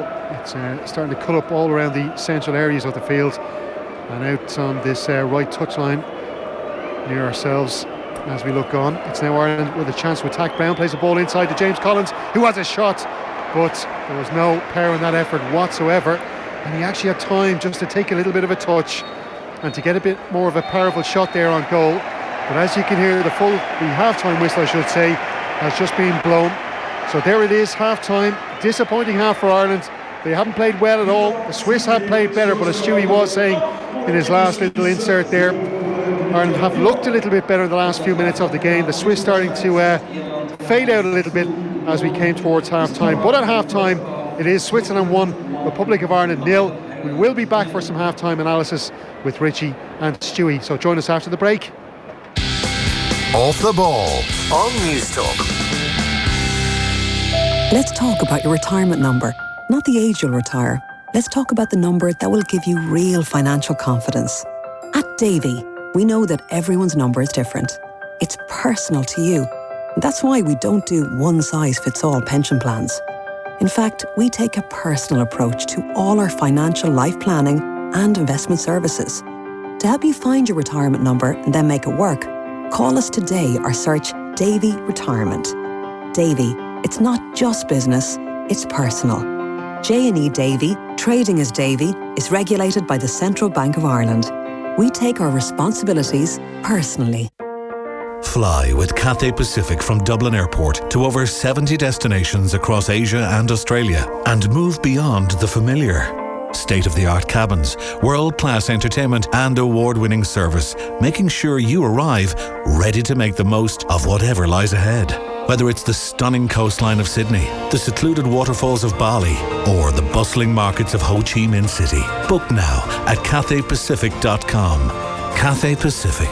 Move beyond. Do you have a TV license? Inspectors are calling to unlicensed homes and businesses. If you don't, that can mean prosecution and a fine of up to €1,000. It's the law, so get yours at tvlicense.ie or at any post office. Brought to you by the Government of Ireland. Throughout Europe, one name stands out for windows and doors: Ocnoplast. A perfect combination of elegance, style and modern technology, providing more features for windows than ever before. Expect more. Think Ocnoplast. Premium quality windows and doors. Dublin, Cork and Galway. Ocnoplast.ie. Visibly more. The NCT's looming again. It's your mum's birthday next Tuesday. The washing machine is definitely on its last legs. Is it too early to mention Christmas? The thing is, there's always something. Which is why it's always worth talking to our mortgage team to see how switching your mortgage to Ulster Bank could help. Talk to us today. Oh, and don't forget your mum's birthday. Ulster Bank. Help for what matters. Over 18s in Republic of Ireland residents only. Ulster Bank is regulated by the Central Bank of Ireland. This Irish success story is brought to you by Guaranteed Irish. Did you know that all of the 34 million pots of Sudocrem sold in over 50 countries worldwide are manufactured by an Irish pharmaceutical company in Doyle, trusted by mums, dads and beauty queens across the globe, while also supporting 51 Irish jobs. Guaranteed Irish helps you support companies that are altogether better choices for our communities. So, look out for it. GuaranteedIrish.ie. Altogether better. Fancy scoring free tickets to an incredible UEFA Champions League experience with Pepsi Max? Then show us your skills. Pepsi Max has 20 pairs up for grabs, and to be in with a chance to win, just pick up a Pepsi Max UEFA Champions League promotional pack in store. To enter, just post a video or pic of your best football trick with your promotional pack and share it on Pepsi Max Facebook or Instagram with hashtag for the love of it. See pepsimax.ie for details. Pepsi Max, maximum taste, no sugar. 4 stars from entertainment.ie. A wicked little picture, said Screen Daily. Brilliantly bizarre, said headstuff.org. Dark lies the island. A story about life and death, dark memories and murderous intentions. Still doing the twofers of a Monday. The what? 2 snack boxes for the price of one. Starring Pat Short, Tommy Tiernan, Charlie Murphy, Peter Coonan and Mo Dunford. All you do is go around town following your lad. Dark lies the island. In cinemas October 18th. What would you expect from the new Volkswagen Passat? An elegant dynamic exterior and spacious interior? Advanced driver assistance systems for easier, safer driving? A plug-in hybrid option for a cleaner, greener drive? Expect all that and more, so you can be more and do more. The new Volkswagen Passat. What did you expect? Search Volkswagen Passat. Did you ever do something beyond the ordinary? Like swing from the chandeliers, bounce from bed to bed, or soar through a summer sky? Come, get carried away with life at Corteo by Cirque du Soleil. An extravagant spectacle featuring astonishing acrobatics. 3 Arena Dublin from the 8th of July. Tickets from $45.20 on sale this Friday. Additional charges may apply. Corteo thanks their official partner, Skoda. Have a great evening with itsforwomen.ie. Great value car insurance on the web, on demand, on the go. Itsforwomen.ie. It's always on hand. It's always online. Football on Off the Ball. With Paddy Power, the greatest football partnership since Shearer and Owen. Yeah, half-time here at the Stade de Genève in the Group D Euro 2020 qualifier. Switzerland 1, Republic of Ireland 0. Haris Seferovic with the Swiss goal in 16 minutes. So far, so disappointing from Mick McCarthy's side. Unable to keep the ball for any real stretches of that first half. They have been made pay by Seferovic in particular, but we've also seen shots from Stefan Lichtsteiner and Fabian Schär, both coming off moments when they were able to find themselves in acres of room between those two lines of the Irish defence and the midfield. Chances and bright spots for Ireland, I guess. Ennis Stevens being one of those. He had a high shot going over the bar of Jan Sommer. Shane Duffy header from a Glenn Whelan corner as well was gathered neatly by Jan Sommer in the Swiss goal. And we also, just before half-time, saw a weak James Collins shot gathered by the Swiss goalkeeper after some good interplay, particularly from Alan Brown on the right flank. But it is disappointing fare from a Republic of Ireland perspective. Stewie Burns back in studio. He's been watching on. Stewie, what struck me most about that first half, that goal in particular from Seferovic, yes, he's been allowed to take that run, but the ability of Manuel Akanji to take the ball from back to front that quickly is the marked difference, from my point of view, between Switzerland and Ireland tonight, in that they are just able to use the ball better in a more clever manner and quickly. Yeah, I'd actually agree with that, Richie. I have to say that's something that caught me up by surprise. This midfield, or this Switzerland back three, you know, you would have thought that they'd be quite a fixed back three, and that the likes of Collins and Connolly could look after them. But what we've seen is that the likes of Akanji and even on occasion Schär have stepped into the game, because you've got that midfield, that Swiss midfield five in front, moving all the time, moving that Irish midfield around. It looks like we've gone man to man, and we're getting moved left, right and centre all over the place. We're getting run ragged, to be quite honest with you. And then all it takes is for one of those Swiss central defenders to just step into the game. No one goes and closes him down. He just keeps going, and then once he gets closed down, he's offloading, and we're all over the place then.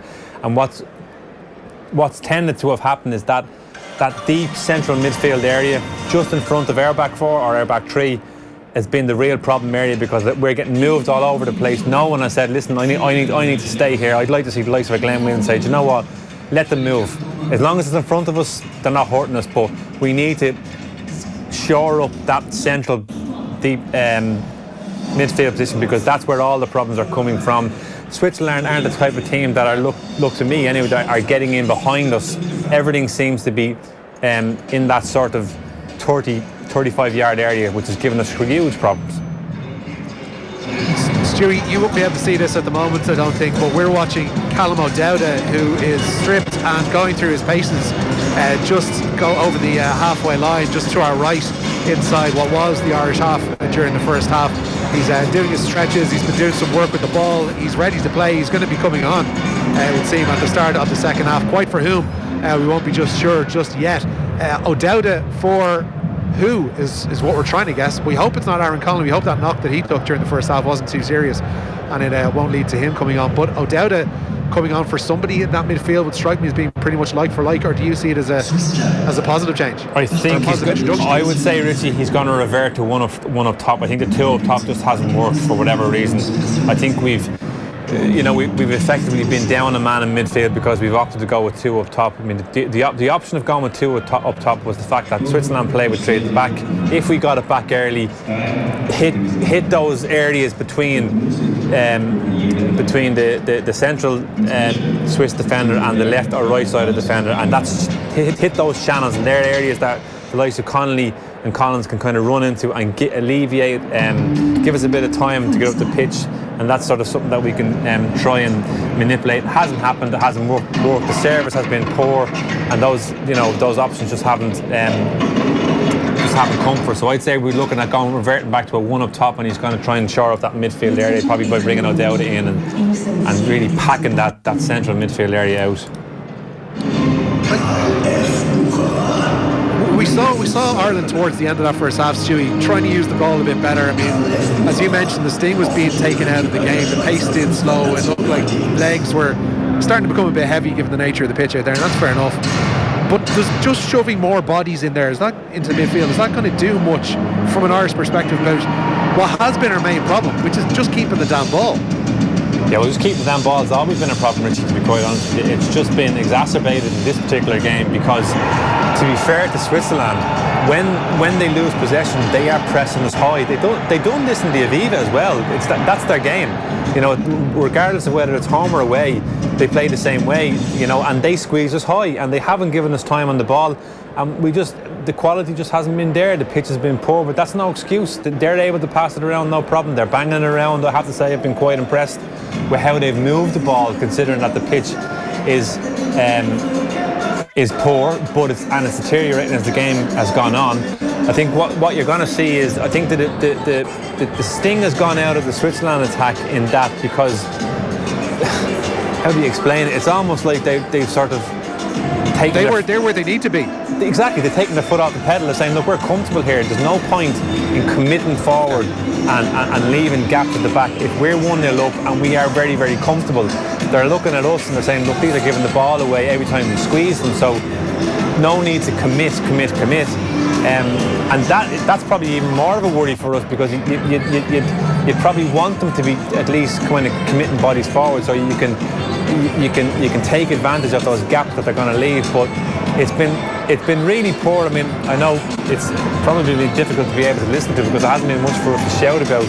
Set pieces, no doubt about it, is by far and away our best opportunity in this game. So at some stage in the game, the delivery from Glenn Whelan hasn't been good enough. Hasn't been great, Richie. No, it hasn't been great. And like, you know, Conor Hurahan is the one player that can give us that. I have to say, I'm really surprised he's not playing, because I think he has the ability to keep the ball. I think he has that ability to deliver a 60-70 yard ball to someone's feet. Stewie, is he not paying the price? Is he not paying the price for what McCarthy himself pointed out yesterday? Is that, yes, the midfield did give the ball away. McLean, who has done it again, he's been profligate with the ball several times this evening. But McLean and Harahan were the two biggest offenders in terms of losing possession on Saturday. Somebody had to pay that price if they were going to bring in Alan Brown to the midfield, and it just happened to be Harahan. Yeah, I think he's been very harsh on Hurahan. I think Hurahan's been our best player over the last 12 months. But who's given the ball away the most tonight? Seamus Coleman. He's given it away 3 times in the first half, something you don't expect from him at all. So we're all guilty of it. And you know, we've come into this game with a particular game plan that's gone out the door after 60 minutes because Switzerland have scored, and we've had no reaction to it. Like, you know, it hasn't worked. We've gone with the option of playing 2 up front. We're not able to get the ball up to them.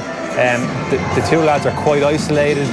The delivery from back to front to them, those 2 players, has to be a very accurate 50-60 yard pass. And who's the one player, in my opinion, who can do that? He's sitting on the bench, it's Conor Hurahan. Like, you know, so it's all a little bit it's a bit mixed up at the moment. It's a bit messed up.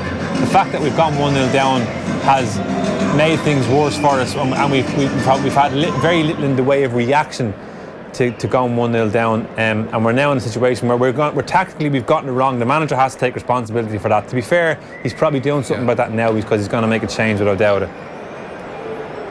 Teams are back out, and the Ireland team are back out early. We're going to take a break and be back after these for the second half. It's Switzerland 1, Republic of Ireland 0. Stay tuned. We need to stop excusing sexual harassment and sexual violence. This week on News Talk, we're saying enough is enough. Learn more at gov.ie/no excuses, or in an emergency, call 999. These days, we use our Wi-Fi for much more than we used to. Whether it's for our home computer, streaming television, games consoles, tablets, phones, or even our heating. All this can really slow your Wi-Fi down. But you have the capacity to take on whatever new technology comes along and keep things running smoothly with Vodafone Gigabit Broadband Superfast Fibre direct to the home. Vodafone, the future's exciting. Ready? Subject to availability in selected areas. T's and C's apply. See Vodafone.ie. What if we could fill that gap in the market? What if we developed a tech solution? What if we got funding to employ more people? What if we manufactured it ourselves? What if we could sell this online? Whatever your business, what if? Your local enterprise office can help make it happen. We're here to help Irish startups succeed with expert advice, mentoring, training and funding supports. Make it happen at localenterprise.ie/start. The local enterprise offices are supported by Enterprise Ireland, local authorities and the Government of Ireland. Meet Laura. Hi. She's a new Leia Healthcare concierge, here to answer your questions. Where do penguins live? No, not that type of question. What's for dinner? Or that. See, Laura is part of a friendly clinical team, the first in Ireland for all your healthcare questions. Like, What does my diagnosis mean? Can you find a consultant near me? so if you've a healthcare question, your Leia Healthcare concierge has the answer. Call us or visit leiahealthcare.ie, because it's good to live. Insurance provided by Elips Insurance Limited, trading as Leia Healthcare. Leia Healthcare Limited, trading as Leia Healthcare and Leia Life, is regulated by the Central Bank of Ireland. Available from renewal or purchase from 1st October 2019 on selected schemes for members over the age of 18. Cash free, hassle free. Where'd I put the ticket again? Free. Parking in Dundrum is breezy with an easy trip toll tag. Your account gets charged automatically. No messing about with cash. Just cruise in and out like royalty and focus on the important stuff. Shopping. To park like a VIP, sign up at easytrip.ie. We heart in real life. Dundrum Town Centre. You know what they say, good things come to those who wait. But 3 to 5 working days, lads, that's pushing it now. If I'm down in Arklow or Mullingar trying to order a new washing machine, I want it from someone with the largest next day delivery and installation area in Ireland. And that's appliancesdelivered.ie. Whether you want a dishwasher in Dublin, a new oven in Nace, or a tumble dryer in Tullamore, Appliances Delivered has you covered. Plus, we're the highest rated electrical retailer in Ireland, with a juicy 9.7 on Trustpilot, as voted for. Buy yourselves. Get next day delivery and installation now at appliancesdelivered.ie. Skoda's best ever 0% finance offer is available across the entire range, across the entire country. Finance is made under a hire purchase agreement and subject to lending criteria. Deposit required, terms and conditions apply. Skoda Finance is authorised by the Federal Financial Supervisory Authority in Germany and regulated by the Central Bank of Ireland for conduct of business rules. See? The entire country. Offer ends 31st of October. Skoda, made for Ireland. 4 stars from entertainment.ie. A wicked little picture, said Screen Daily. Brilliantly bizarre, said headstuff.org. Dark lies the island. A story about life and death, dark memories and murderous intentions. Still doing the twofers of a Monday. The what? 2 snack boxes for the price of 1. Starring Pat Short, Tommy Tiernan, Charlie Murphy, Peter Coonan and Mo Dunford. All you do is go around town following your lad. Dark Lies the Island, in cinemas October 18th. Did you ever do something beyond the ordinary? Like swing from the chandeliers, bounce from bed to bed, or soar through a summer sky? Come, get carried away with life at Corteo by Cirque du Soleil. An extravagant spectacle featuring astonishing acrobatics. 3 Arena Dublin from the 8th of July. Tickets from $45.20 on sale this Friday. Additional charges may apply. Corteo thanks their official partner, Skoda. Off the ball. This is News Talk. You're very welcome back to the Stade de Genève. It's Stephen Doyle here, giving you full match commentary right through to full time of the Republic of Ireland versus Switzerland. It's Switzerland, the home team, leading by a goal to nil thanks to the goal from Haris Seferovic in the 16th minute. I can tell you that change that we indicated at half-time has been made, and James Collins, the Irish striker, the man to be hooked off, he has been replaced by Callum O'Dowda, winning his 17th cap this evening. So Ireland have changed, as Stewie Byrne, our match analyst back in Dublin, did suggest that Ireland would change formation. They have. It's a 4-5-1 now with the flat back 4. We'll just go through it for you now. It's Dan Randolph in goal, Seamus Coleman the skipper at right back, Enda Stevens on the left, the 2 centre backs Shane Duffy and John Egan, and then in the middle it's Jeff Hendrick, Glenn Whelan and Alan Brown, and on the in the wide areas it's James McLean on the left, Callum O'Dell on the right, and of course Aaron Connolly, the man leading the line. And we're just watching an Irish attack begin here. It's Stevens down the left, he finds Jeff Hendrick on the inside. Hendrick gives the ball away again, which you've seen so many times from the Irish team this evening. It's picked up now, a loose ball as the Swiss try to play it forward by John Egan, plays inside to Hendrick. Hendrick then finds Stevens on the wing, he plays it back to Alan Brown, and it's all the way into the Irish, the edge of the Irish box to Shane Duffy. Shane Duffy now finds Seamus Coleman on the right side. Coleman then plays it down the right wing to Callum O'Dowd, who tries to flick the ball around the corner with the Swiss man just behind him and does manage to win a throw. There's 49 minutes on the clock. He didn't miss too much. There was an Irish free kick just a couple of minutes into the second half, played in, and after recycling the chance, Shane Duffy managed to get up to try and get ahead on it, but he couldn't direct it towards goal, and it went wide for a Swiss goal kick. There have been no Swiss changes at half time, and they did of course make one substitution with Mehmedi, the playmaker, just coming off with an injury in that first half. He was replaced by Fernandez. So the Swiss team from the back, it's Sommer in goal, Elvedi, Scher and Akanye, the three defenders at the back. Lichtsteiner and Rodriguez out wide with Zakaria and Xhaka as the two holding midfielders, with Fernandez just in front of them, and of course the two strikers, Seferovic and Embolo, the former of course scoring the goal in that first half.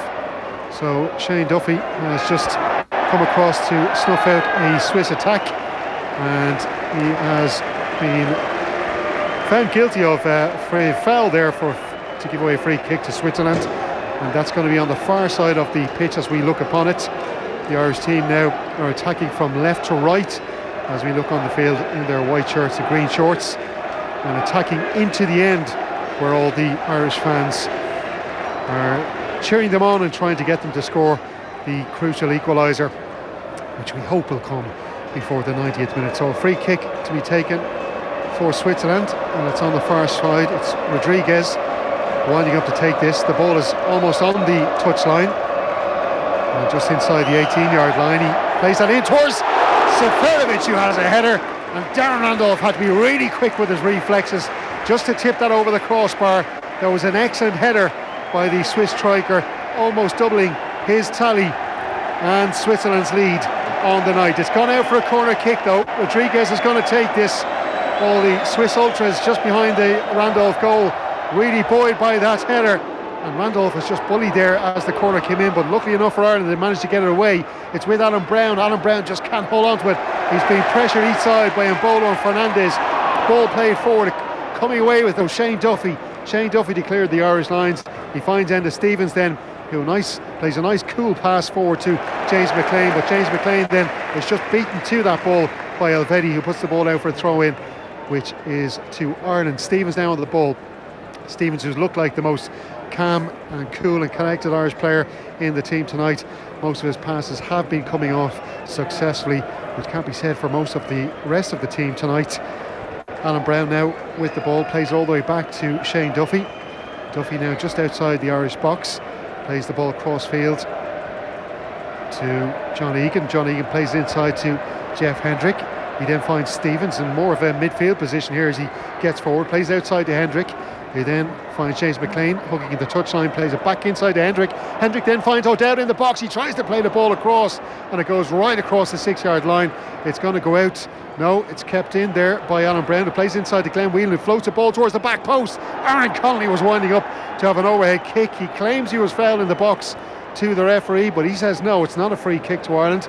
It's collected on the far side by McLean, who plays it inside then to Stevens. It's Glenn Whelan winding up for a shot just about 22 yards out, but it's blocked away. Ireland looking a little bit more adventurous from an attacking sense now in this second half. Shane Duffy now, he's driving forward. He finds it's plays the ball off just to Callum O'Dowd, who plays outside to Seamus Coleman, who tried to play across into the box, and in there waiting for it was Shane Duffy, who's yelling out at the Irish skipper, looking for a better ball the next time. Here is Coleman with a second chance to cross, but he's blocked by Rodriguez, and again he's blocked as he tried to put the cross in. The Green Army are all on their feet down behind that Swiss goal. They feel very, very much more motivated after this Irish start to the second half. It's going to be a corner on this near side for Ireland, and it's Callum O'Dowd who's come on for this second half, winding up to take this with his left foot. It's an in-swinger towards the back post, punched away by Sommer. Brown collects on the edge of the box, tries to get through, but he's stopped in his tracks by a Swiss defender. Now it's Switzerland on the attack. It's Seferovic now, with a chance to counter for Switzerland. He's stopped there though by Callum O'Dowd. He does manage to find a pass inside to Granit Xhaka, but he gives it away to Enda Stevens, who then gives it away to Fernandez, who finds Embolo. Embolo tries to break forward. He's taken down by Jeff Hendrick, and immediately the referee goes to his pocket, gives a yellow card to the Burnley midfielder. The Irish players just protesting with the Polish referee. He's not listening to any of those protests though. It's going to be a free kick to the Swiss, and Jeff Hendrick goes in to the book. So the free kick will be taken. It's about 24-25 yards away from goal. Standing over it, it looks like it's going to be, I think it's Fabian Scher standing over this. Brian Jack is in the area as well. And they're just placing the ball now, waiting for the Irish wall just to step back. And it looks like Jack actually is going to be the man to take this. The Arsenal captain has placed the ball down. There's 2 or 3 of them now standing around the ball as we await the referee just to mark the line for the Irish wall. So the Irish wall now is just standing about 2 yards away from the 18-yard line. Xhaka is standing over this. Fabian Scher is standing over it. The ball, as I said, about 24-25 yards out, just slightly right off centre. Xhaka strikes it with his left foot, and that's well over the Irish bar. Darren Randolph, you would say, had that goal covered anyway.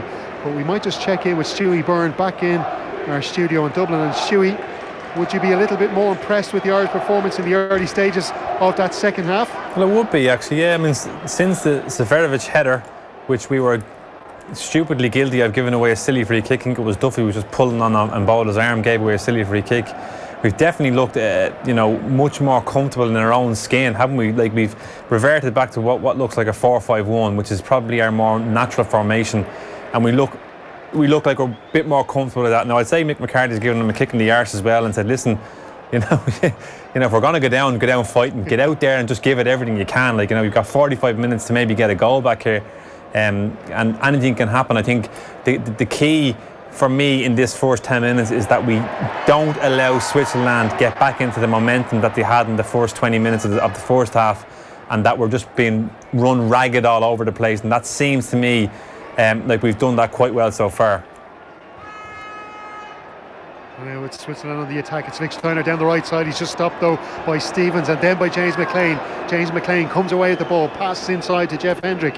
Hendrick back out to McLean. He goes back to Stevens. They're still in the Irish half, trying to find a way out. Stevens plays it forward to Glenn Whelan on the halfway line. He then finds McLean on the left. McLean hits a cross, but it's a terrible cross and straight to Sommer in the Swiss goal. As Stewie said, maybe Mick McCarthy did give these Irish players a kick up the arse. There's nothing to lose now at this stage, because Ireland, as we know, still have a chance to qualify when they receive Denmark back in Dublin. There really is nothing to lose tonight. If we go for it and get a goal and get the draw, it still would mean that we have to win against Denmark to qualify, but it would also mean that Denmark will be most likely qualified when they come back, or come to Dublin I should say, because they will play Gibraltar next, and a win in that game off the back of a draw here tonight would mean that Denmark are qualified. So Ireland really have nothing to lose and can't go for it. They are going for it. Jeff Hendrick on the edge of the box, plays inside to Aaron Connolly. Connolly goes down in the box. There were some shouts from the Irish crowd looking for a penalty. The ball is crossed in by Alan Brown, headed away by Scher, and it's now bobbling around the edge of the Swiss box. Glenn Whelan comes in, he's fighting for that ball, and then it's picked up, the loose one by Alan Brown. He plays it off to Whelan. Whelan out to McLean, and McLean cross blocked this time by the Swiss captain Lichtsteiner. It's going to be out for another corner kick to Ireland. So Ireland putting a lot more pressure on the Swiss defence in this second half, and you would have to say we're now almost approaching the hour mark in these 15 minutes we've had in the second half. Ireland looking a lot better, as Stewie Byrne said back in the studio, looking a lot more comfortable in our own skin in this 4-5-1 formation. So the corner kick to be taken by Callum O'Dowda on the far side, so it's an outswinger this time. It's in towards the centre of the box, and it looked like there was an Irish head on that, but it came off Alan Brown's I think, but it came outside the box. It's now out with Seamus Coleman in the centre circle. He plays the ball forward, a shot on the edge of the box, and it just goes wide of the right of Jan Sommer's goal. And it was John Egan with the shot actually on his second international cap, second competitive cap I should say. And again, Stewie, a decent effort there for John Egan, or a decent chance I should say, but just couldn't get the direction on the shot. I'll tell you what, Stephen, it's a hell of a touch, isn't it, with his back towards goal, 22 yards out, takes it in his first touch, gets swiveled, gets a shot away. He certainly might show some of our midfielders how to do it. Like, you know, much more positive from us, Stephen, I have to say. I don't know whether it's to do with the formation change, the fact that I'd say we've got a bit of a hairdryer treatment possibly at half time. Look, you know, we can't get down fighting, we have to give it a right good go, don't we? And we're doing that so far. I think Switzerland might have taken their foot off the pedal a little bit. Maybe we're starting to see that sort of psychology coming into play here, this sort of Swiss frailty that they have, that they've tended to have in the second half of games and in the latter half of games, whereby they're just sort of switching off and they have a tendency to concede late. So that might have been something that Mick pressed home to his players, said, look, keep the pressure up. They have a tendency to sort of be a little bit lax. You know, we're a real threat from set pieces. I have to say, we still haven't gotten the quality on the set pieces that I would like to see us have, because Duffy is a huge threat. Even when you look at some of the half chances that he's had, they're not marking him right. They can't deal with him. His movement is very good, but the quality and the delivery needs to be much better. So Callum O'Dowd is the man responsible for those set pieces in the second half, as he came off the bench. And as Stewie said, they could be a little bit better. And Bolo's now on the ball for Switzerland in the Irish half. He plays out left to Rodriguez. His attempted pass forward blocked by Coleman, but it still gets to his man. That was Fernandez. And it's Zakaria now in there battling away for the ball for Switzerland. It's going to go out for a throw in now to Ireland. Coleman with his hands on the ball. They are such a good side though in these qualification campaigns, Switzerland. They've qualified for 7 of the last 8 major tournaments. They've had a shot at 3 European Championships, 4 World Cups, and we've just seen Shane Duffy put a really, really dangerous pass into his own goalkeeper, Darren Randolph there. Seferovic was just bearing down on the Bray man, who manages just to clear his lines just in time, but that was a really dangerous pass inside from Shane Duffy. He'll need to be a lot more careful than that. So John Egan now just picks up the ball from Alan Brown, who then receives the ball back from the centre half. He's just out on the far side, hugging the touchline back to John Egan. It goes. It's now with Shane Duffy. Shane Duffy plays out right to Seamus Coleman. Petkovic just behind him, the Swiss coach, shouting instructions out to his players. Coleman then gets dispossessed, as he has been a couple of times tonight. Then Bolo plays a ball forward to Zakaria, and it's a loose pass. Shane Duffy collects the ball, and it looks like he might have let that go out over for a corner kick, and he has done. Unfortunately for Shane Duffy, he couldn't keep that ball from going over the byline. It's going to be a corner kick to Switzerland. We've just hit the 60-second mark. It's still Switzerland 1, Republic of Ireland 0. Haris Seferovic with the goal that separates the sides in the 16th minute. The corner kick now to be taken by Rodriguez, the AC Milan player. He's just winding up for this now. There's 5 Swiss shirts in there. I can tell you there's 9 Irish players, including goalkeeper Dan Randolph. Rodriguez puts that corner in. It's headed at the goal and it comes off the framework. Fabian Cher with the header. The ball put inside again. It was cleared away by Shane Duffy, and then eventually the ball goes over the bar. But that was such a dangerous moment for Ireland there. A brilliant header from the Newcastle man Fabian Cher, who has already got a goal against Ireland in this qualification campaign. Of course, it was the opener in the game in Dublin, and that ball came off the post. Stewie Byrne, a heart in the mouth moment there for the Irish team and manager Mick McCarthy. Yeah, we've rather looked there, Stephen. Have we no one on either post, neither the front or the back post? I think Glenn Whelan was getting himself back for the front post, but it's a hell of a header from Fabian Cher. But it's all come from the delivery, Stephen. That quality delivery from Rodriguez.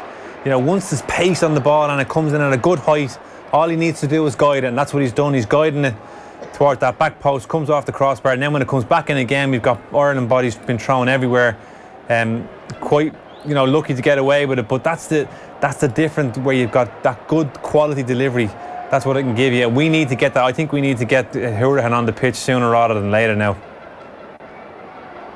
Well, Ireland's not looking like they're making any substitutions as of yet. Just looking down at the dugout there, Mick McCarthy is in deep conversation with one of his assistants, Robbie Keane. And just on that man in the post point, I do remember asking one of the great managers, who shall remain nameless, after a game in which they conceded a goal and had no man at the post. He did tell me that he never saw a post score a goal.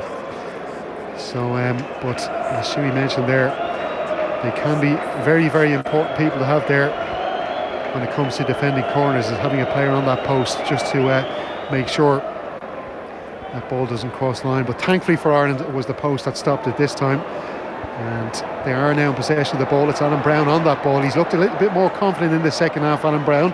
He lays the ball off to Seamus Coleman, who tries to put across. It's a low cross, and it wasn't really a dangerous one, you'd have to say. Can he manage to clear away for Switzerland?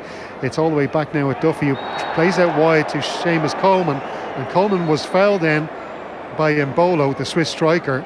It looked like he put a little bit of a niggly foot in there afterwards as well. Mick McCarthy was straight up roaring at the referee, and Seamus Coleman, who was booked in the first half, maybe opted not to have a go at the Swiss striker to make sure that he didn't receive his marching orders from the Polish referee. As you can hear, the Swiss crowd for once are starting to show their voice. They've been pretty quiet as you see Glenn Whelan send the cross in towards the free kick, I should say, towards the back post, but the referee blows up for a foul by Shane Duffy in the box on one of the Swiss players, and it's going to be a free kick out to the home team. And there it is, another yellow card for the Republic of Ireland. It's Shane Duffy this time gone in the book, so he joins Seamus Coleman, Alan Brown and Jeff Hendrick, and you'd have to say hasn't really been a dirty game. I did say before this match so that the referee can be pretty card happy, and Ireland have had a pretty good record on the discipline front. Just one booking in 4 of their last 5 matches, and well, that clean record has been tarnished this evening. I don't know about you, Stewie, but I feel maybe the referee has been a little bit too card happy in this game this evening. I'll tell you what, Stephen, he's been very harsh on Duffy there to book him for that. I mean, it was a ball he's well entitled to go for. He's led with his arm, but it's not dangerously high. It's quite sort of below shoulder level, if you know what I mean. He's really kind of leveraged himself to go with it, but it's not high in that it's around the neck. It's actually quite low. He looks like he's caught. Who was it? Nkanji, yeah, it looks like he's kind of... Now, what Kanji's doing, he's giving it the usual crap, you know, he's saying he's level at elbow, which is a load of bullshit, to be quite honest with you. It's an arm. He's got his eye on the ball. I think he's been quite harsh to be booked for that.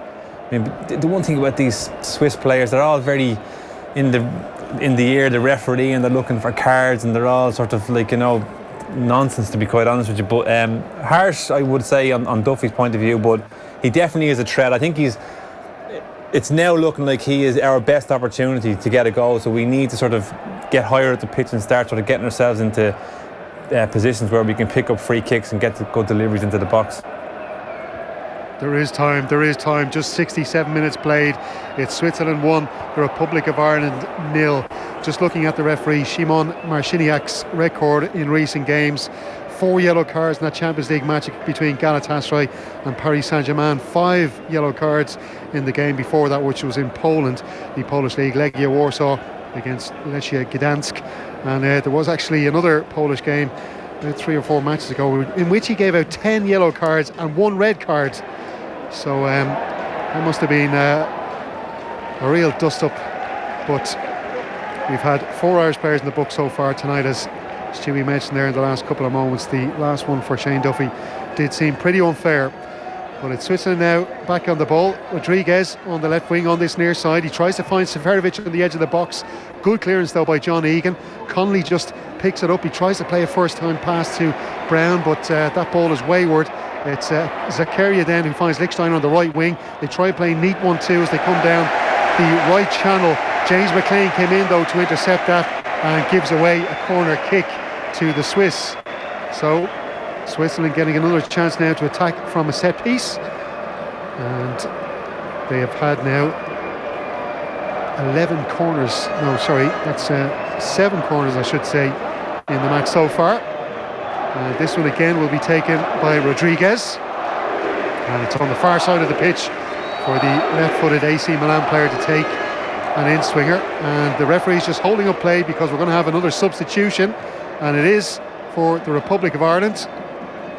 And I can tell you, coming onto the pitch now for Ireland is Scott Hogan. So Scott Hogan comes into the action, and with 69 minutes on the clock, And going off is Aaron Connolly. So Aaron Connolly in his first full competitive international has gone off after 69 minutes, and you'd have to say that he just didn't get enough of a chance to show what he can do on the ball tonight. We might get Stewie's thoughts on that in a moment. We'll just wait for this Swiss corner kick to be taken. Rodriguez is just over there preening himself, stroking his hair, waiting for the referee to give him the signal. And there is going to be a Swiss change as well. They're just biding their time. Stefan Lichtsteiner is going to go off because the captain's armband has been handed to Granit Xhaka, and replacing Lichtsteiner is Remo Freuler. So another nice bit of time wasting there by the Swiss, waiting till the Irish substitution was made. The corner, nothing comes of it, but Alan Brown gets up the ball. He tries to play along, went up to Scott Hogan, but just back there minding the house was Elvedi, and then Summer manages to clear the ball away.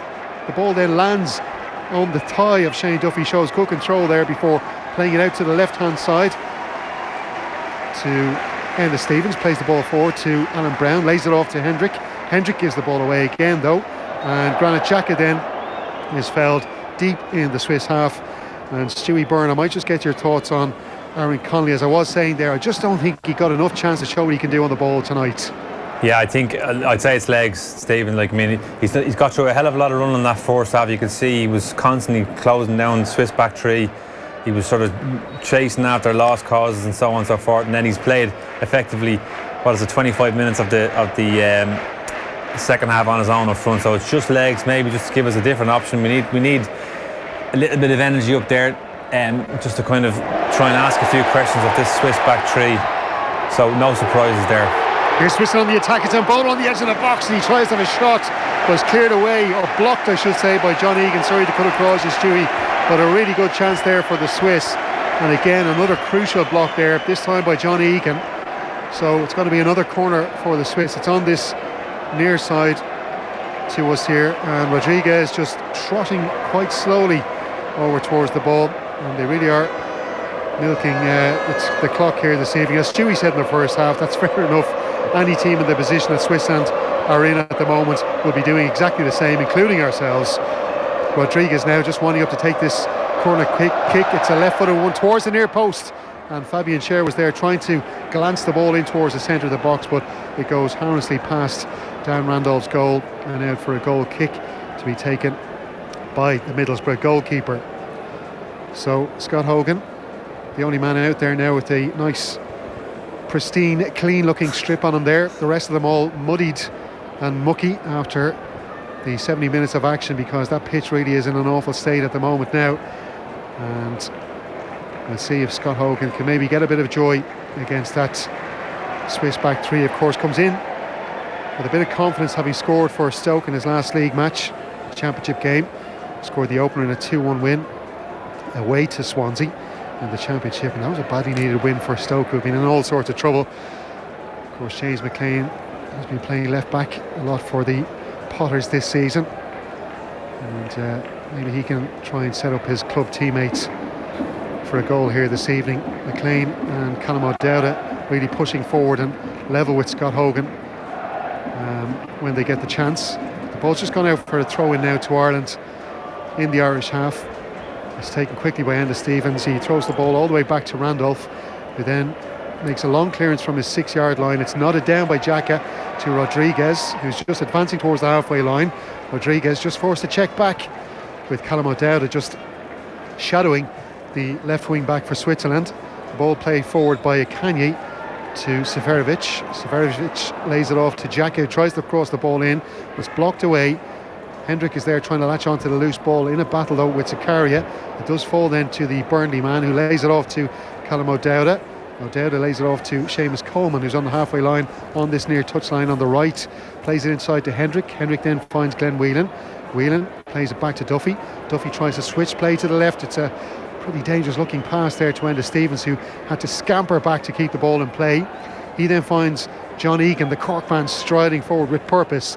Tries to play long ball up, but that's chested down by Fabian Scher. It's a poor ball by the Irish centre half. James McLean in there scampering about, trying to dispossess the Swiss players, but they do manage to hold on to possession. The ball played forward to Mbolo shows fancy little step over then before playing a poor pass off for Colin McDowell to intercept, but the ball is lost then to Seferovic on the edge of the Irish box, plays it wide to Zakaria, who then plays the ball in. Shane Duffy with a brilliant sliding block there to clear the Irish lines.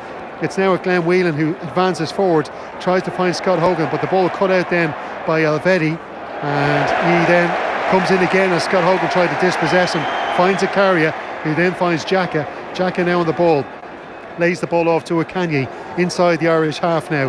He finds Rodriguez on the left wing, he plays it back inside to Xhaka. The Swiss just happy to hold on to the ball here, play the possession game. Xhaka now with a very laid back pass there to Akanyi, who finds Rodriguez. Rodriguez now bursts forward, he plays it out right to Zakaria, who plays inside to Seferovic. Seferovic lays it off to Xhaka. Xhaka then chips the ball over to Seferovic, who tries to play a pass when he should have shot himself. It's now with Bolo, and Bolo has a shot. It's blocked by Seamus Coleman, but with his hands. I think it was actually Shane Duffy with the block, but it was Coleman, and Coleman holds his hands up to his head, and it's a straight red card for the Irish captain. Disaster for Ireland. It's a penalty for Switzerland, a red card for the Irish captain. And Stewie Byrne, that was an incredible situation there. I don't know if Seamus Coleman meant that, but a handball and a penalty to Switzerland. Oh, what can you do, Stephen? I think once the ball has come from Bolo, I think he's lunging, isn't he? Just a last-ditch tackle. Does he need to kind of slide and get the hands up in the air? I mean, he's given him a straight red. He's been booked anyway already, isn't that right? But haven't yet seen it as a replay. Just looking at Coleman, he's obviously disgusted. This is a disaster for us, to be quite honest. I think it's come off the back of a bad 10-minute period for us. Sorry, Stephen. Yeah, no, Coleman was booked in the first half, but the referee definitely just took out the red card there. He didn't flash the yellow first, so it's a straight red for Seamus Coleman, which will mean then he's going to be out for the last game against Denmark. We can discuss that later, because Switzerland are about to take their penalty kick here. It's Rodriguez standing over this. He's going to take a left-footed penalty at Darren Randolph. Rodriguez runs up to the ball, stutters, puts it out to the right. Darren Randolph saves, the ball spills back out, but it's cleared away by Ireland. That's a brilliant save by Darren Randolph, but an absolutely rubbish penalty from Rodriguez. He did that little John Aldridge shuffle just before he hit it with his left foot. No pace on the penalty kick. Darren Randolph dived to his left to push the ball away. Luckily enough, it spilled back out into the box, but enough Irish bodies got in front of that to make sure that Switzerland couldn't try and score off the rebound. Stewie Byrne, terrible penalty from Rodriguez. Oh, do you know, I'm more on the side of a good save, Stephen, to be honest with you. He's gotten down very, very low. He's committed to his left-hand side, and what he's done very well is he's gotten down low, and he's taken a chance that Rodriguez is going to put it that side. It's at a difficult height. Once you keep the ball on the ground, always at a difficult height for the goalkeeper, but he's pulled off a hell of a save there. I mean, we've gotten away with more there. I don't know whether the look of the Irish is going to come into play now, but obviously going down to 10 men, does it really make a difference? I don't think it does, to be quite honest with you. Coleman wasn't playing particularly well in any way, so I think that's probably a sign to us. 13 minutes to go now. Let's take a chance. Let's get bodies forward and just take a risk. Here's Bolo shuffling into the Irish box. He's around one, he's around two, has a shot, but that goes high and wide. Let's see your look at the Irish there, Stu. You were having a good 70 minutes so far. Keep the Bigora stuff maybe for elsewhere. So it's got to be a goal kick for Darren Randolph to take. And I will tell you as well, Stewie, where myself and Richie are here in the stadium, we're in an absolutely terrible position. We're right in line with the Irish goal line, and it was actually quite hard to see exactly how Darren Randolph pushed that away, but I will hand it to you, the expert there back in Dublin. There was a very, very good save by Darren Randolph, who had to get down very low to push that away. But Rodriguez might be thinking about working on his penalty kick taking in future. He puts a cross in now towards the back post for Seferovic, but far too much pace on that. It goes out for a goal kick. Darren Randolph's going to take this. He's run over there to Enda Stevens, trying to get this out nice and quickly. As you said, Stewie, back in studio, Ireland have nothing to lose here now. They're down by 1-0. We're just into the 79th minute. Haris Seferovic, the man with the goal, in the 16th minute. That still separates the side. Seamus Coleman has been red carded for Ireland after he slid in, and what the referee judged to be a deliberate handball. Seamus Coleman had been booked in the first half, but got a straight red for that handball, and a penalty for the Swiss, which was saved by Darren Randolph from Rodriguez. Ireland now attacking down the right channel. The ball is with Scott Hogan, is coming back, and he's holding his hands out, looking for players to come and support him and to take the pass of the ball. Alan Brown does get there, but then puts a terrible pass into the box to give it away to Switzerland, who now can come away with the ball. It's with Mbolo. Mbolo just shielding the ball from Shane Duffy, which he does so successfully, and then passes back to Elvedi. Elvedi then lays it off. It's all the way out to the right wing for Switzerland. Back into Elvedi. Elvedi now passes forward to Xhaka. Xhaka's just got Glenn Whelan coming towards him, trying to get the ball off, and Xhaka holds off the challenge of Glenn Whelan and then plays a ball out to the right where Rodriguez just chests it down to his own feet. He then passes back to Xhaka. Xhaka just looks across to the right hand side of the field, can't see anything, so he passes back to Akanyi. Akanyi now with the ball just inside the Irish half. You might be able to hear the Fields of Athenry being sung with great gusto by the Green Army down to our right here behind the Swiss keeper's goal, Jan Sommer.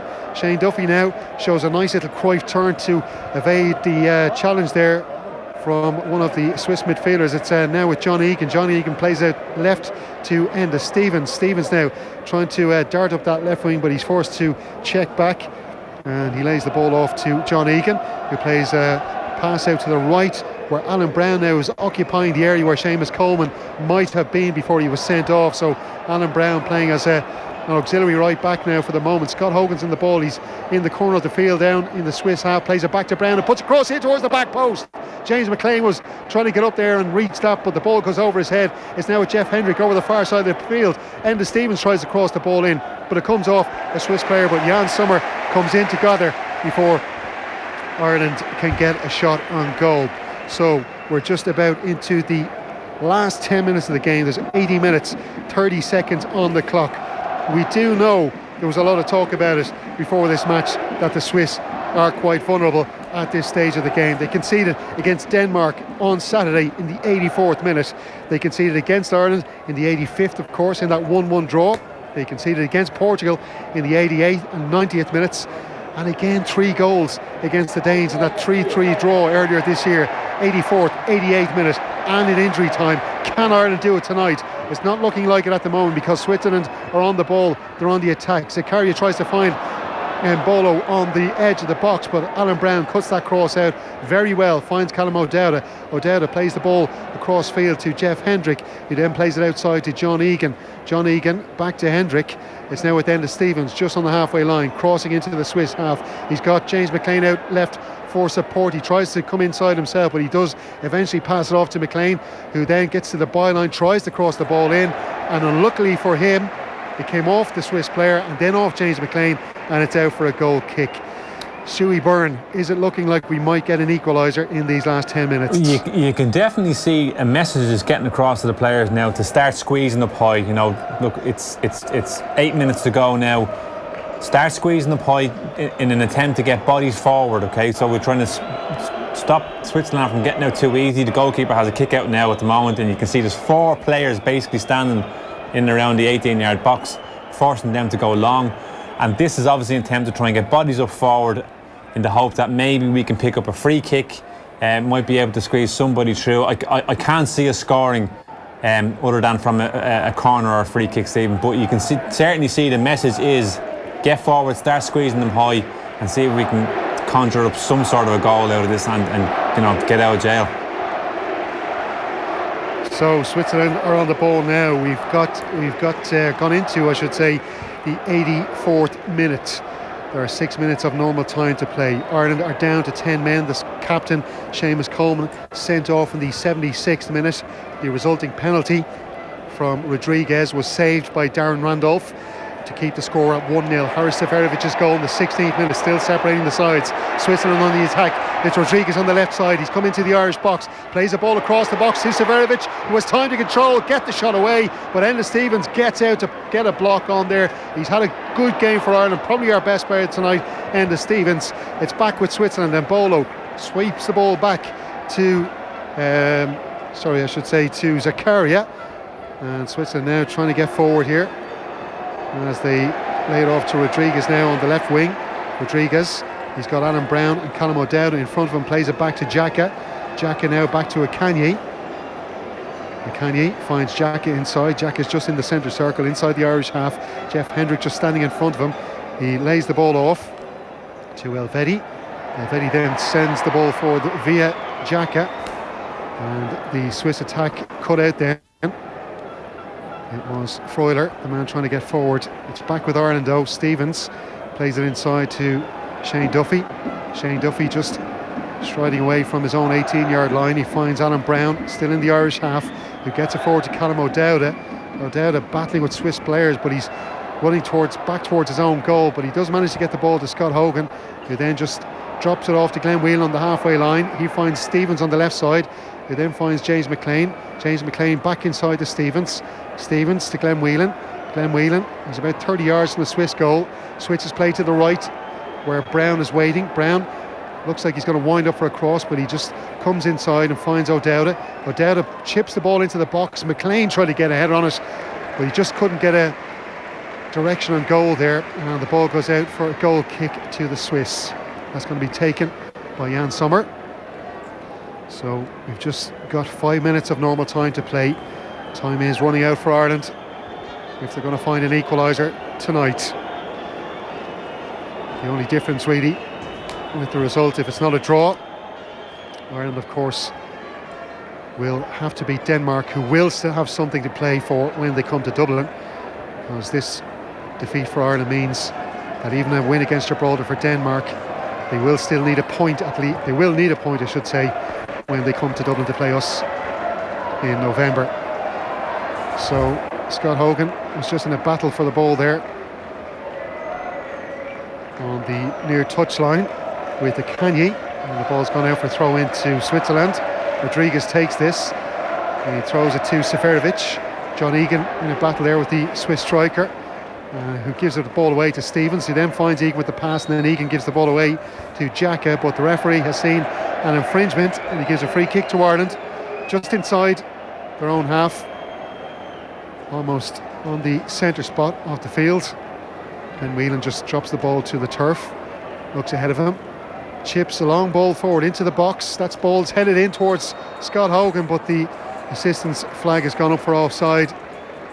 And you'd have to say, with the free kick, a chance like that to attack, you need to be watching your lines there and making sure you're not in an offside position. And here we have a little bit more time wasted because one of the Swiss players has gone down.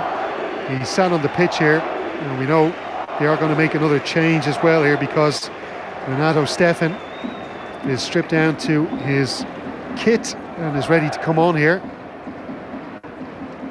And it looks like he might replace the man who is now going to get attention from the physio, but the Swiss players are now waving the physio team off, saying that the player doesn't need attention.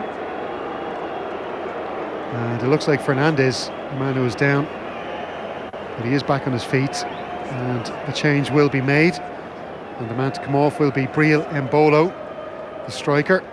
And substitution being made in the 88th minute. So coming on to the field, Renato Stefan. Stefan, Wolfsburg midfielder, 27 years of age. He was on the bench, unused sub in the match against Denmark at the weekend. So Stefan looks like he's just taking a position high up the field. He's just standing beside John Egan, and standing in between John Egan and Shane Duffy, the Irish centre halves. As we see Sommer winding up for a free out for that offside. Plays the ball forward long. Egan heads it back into the Swiss half. O'Dowda on the loose ball, tried to head it forward, but the Swiss get it away. Shane Duffy then heads the ball back into the Swiss half. James McLean there wrestling with Elvedi. Xhaka then gets up to head the ball down, but it's to Hendrick, who manages to get the ball away to James McLean. And then it's with Enda Stevens, who passes back to John Egan, and he's forced to pass all the way back to Darren Randolph, with the substitute Stefan just putting him under pressure. Randolph then plays the ball out to Shane Duffy, and Shane Duffy has just hoofed the ball up into the Swiss half. A pretty aimless pass, but somehow he has managed to win a corner kick for Ireland. It was a terrible ball by Shane Duffy, but Fabian Schär didn't know what to do with it. It was a tricky ball to deal with, and it comes off the Newcastle United centre half and out for a corner to Ireland. So can Ireland cause some damage with this corner kick? It's on this near side. Jeff Hendrick has come out to take it. It's going to be a right-footed corner.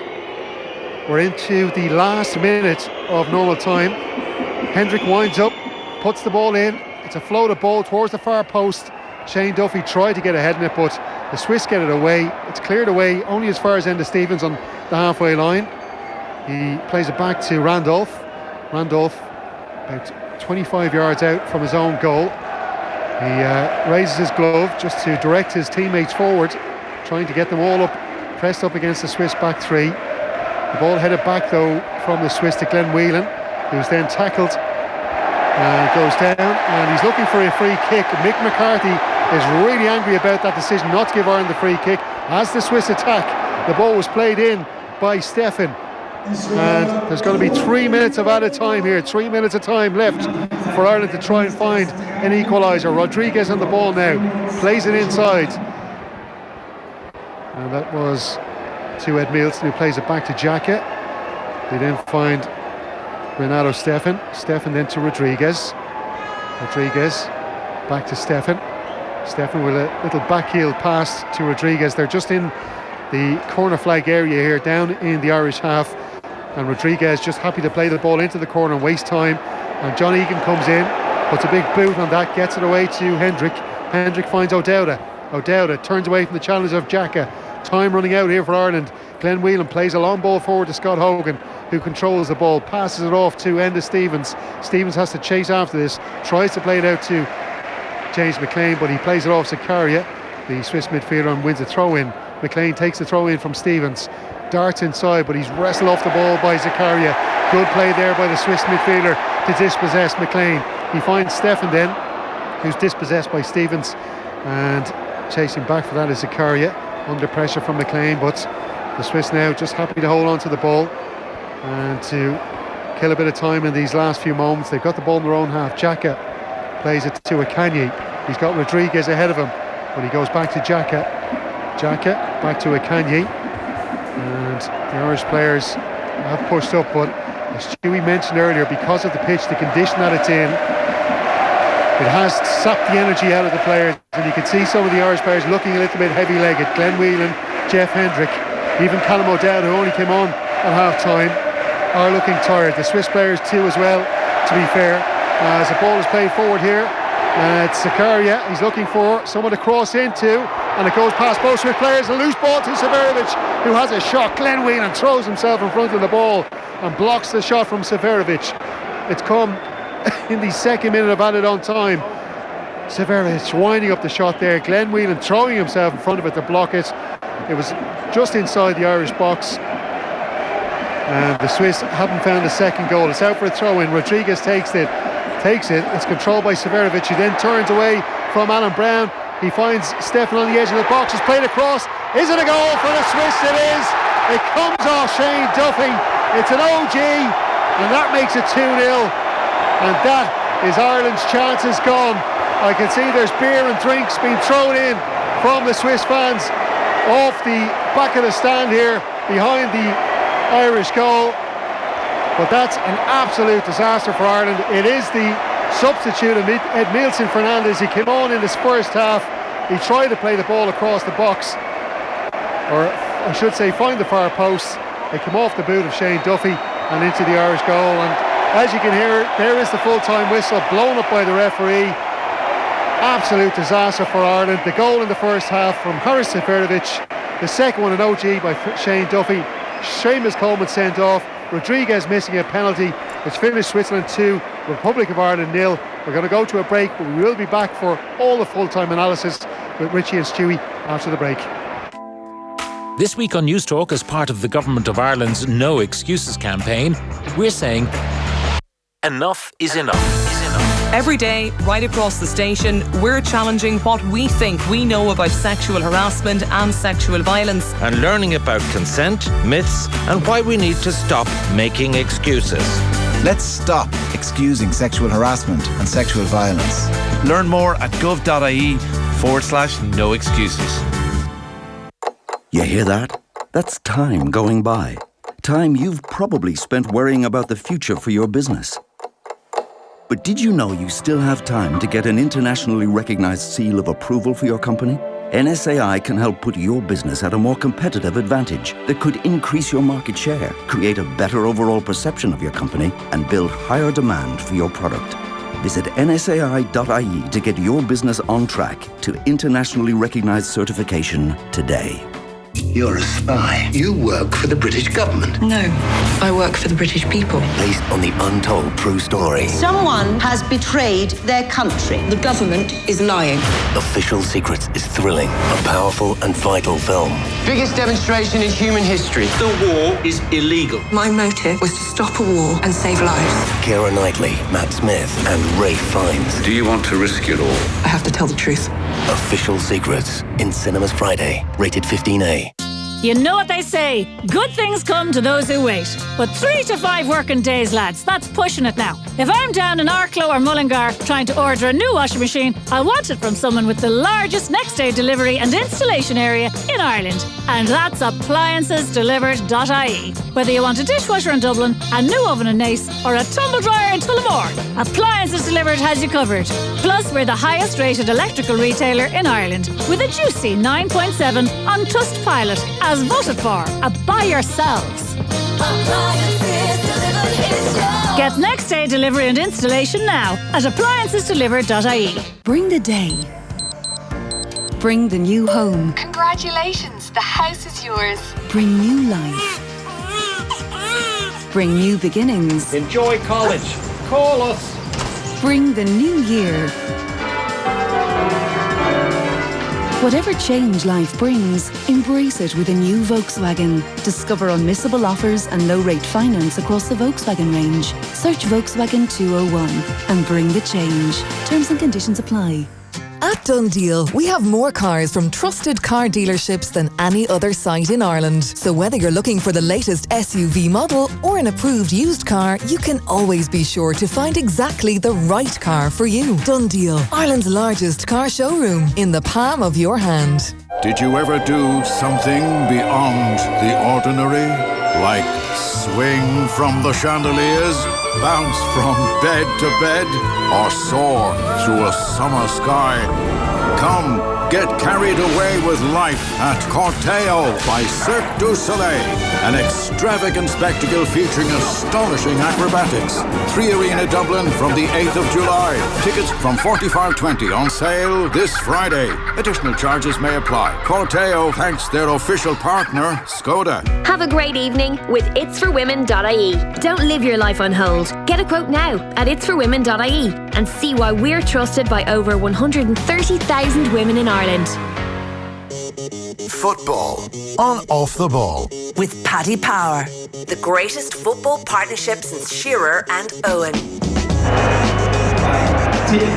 Yeah, and sadly we come back to you with bad news. It is finished here in the Stade de Genève. Switzerland 2, Republic of Ireland 0. The goals from Switzerland coming from Haris Seferovic on 16 minutes. His low shot finding its way past the despairing Darren Randolph in the Ireland goal. Randolph was actually Ireland's hero in the second half. A sending off for Seamus Coleman. A handball from a Breland Bolo shot led to the dismissal of the Republic of Ireland captain. The Everton fullback sent off, much as he was against Burnley in the Premier League just before the international break. And Ireland ending the game with 10 men. The resulting penalty from Ricardo Rodriguez, saved then by Darren Randolph in the Irish goal. But hearts broken just towards the end from an Irish perspective. It was a shot from Edmondson, who found its way towards the Irish goal via the boot, the outstretched leg of Shane Duffy, and past Darren Randolph into the Ireland goal. 2-0 it ends. Ireland ending the game with 10 men, and Seamus Coleman will be suspended for what is, and always was, we felt, a must-win game against Denmark in a month's time at the Aviva Stadium if Ireland are to play at Euro 2020. Stewie Byrne, Euro watching on. This result, in truth, is no more than the Swiss deserved. Yeah, you get what you deserve in football, Richie, I have to say, and we didn't do anything really in the game to deserve any sort of a result out of it. I think Switzerland asked all the questions right from the start, weren't afraid to come out and play. They squeezed us high, moved the ball really quickly, created plenty of opportunities for themselves. I mean, I'd have to really question tactically what it was we were really trying to achieve in that first half with the system that we tried to play. But in terms of quality, we just offered nothing at all. It seemed to me that the only real opportunity we were going to have to score was from set pieces, you know, and the best player we have for delivering deliveries for set pieces is on the bench. Didn't even get on the pitch. I don't know what's gone on there. I think he's been very, very harsh. First of all, not to start Hurahan, but to not bring him on at all, I find it really quite strange. But when you consider the fact that we've saved the penalty, all the opportunities that Switzerland have, hitting the bar from the header, and the goal which was coming, definitely didn't deserve to get out of the game, and Switzerland were well worth their 3 points. Just to give people a lay of the land on Group D as it stands, Ireland of course having one game to go, that being against the Danes in a month's time back at the Aviva. Denmark topping the group on 12 points from 6 games. Ireland second with 12 points from 7, but their points tally and their gaining of those points slowing rapidly over the past week, which was 1 from 6. Switzerland third then with 6 games played and 11 points gained. Georgia out of it on 8 points down 7, and with 2 games left to play, Gibraltar still rock bottom with 0 points. You kind of wonder, Stewie, how McCarthy goes about picking the side up. I know they got a bit of a nonsense friendly in between against New Zealand to come, and maybe a chance for him to work out a couple of kinks and work out a game plan that he can put into to play against Denmark. But we're after seeing 3 or 4, as I kind of made it out watching this match, different formations and different ways of trying to play, and that's even without factoring in the sending off of Seamus Coleman. I don't know if he was just bamboozled by what the Swiss were throwing at him, whether he just didn't have faith in the players that are there in front of him to go and do a job tonight. But it just seemed like a very confused setup from McCarthy and from Ireland as a whole. Yeah, I think tactically he's gotten it wrong, Richie. It's as simple as that. The manager has to take responsibility for whatever way we were trying to play for that system in the first half. For me, Switzerland have played no different tonight than they did in the Aviva. Thought they played the exact same way. Very expansive style of football, you know, committing midfielders forward, a lot of movement from that midfield 5. So, you know, no surprises for us. We should, you know, with all the sort of research and video analysis that goes into the game now, I mean, I think all those boxes must have been covered.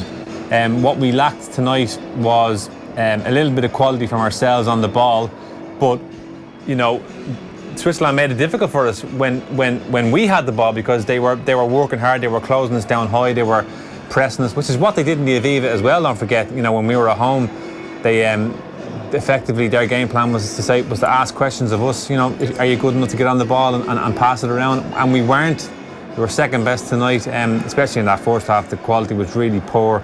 But I'm still a little bit surprised as to why, first of all, Hurahan wasn't even playing, and second of all, why did he not even bring him on? But even when you look at, you know, the sort of the scraps that we were effectively playing for in that second half, there was very little in the way of opportunity, if any at all, for us to get any kind of a goal out of it. And 2-0, I think, to be quite honest, probably flatters us. It could have been a hell of a lot worse than that. Yeah, Stewie, we'll get your final thoughts on how we might possibly go about eking 3 points out of that visit of the Danes to the Aviva in a month's time after these. Off the ball on News Talk. Life these days is all about compromise. A little give and take. You've got to give a little to take a little. You can have this with that, but you can't have that with this. Well, now you can.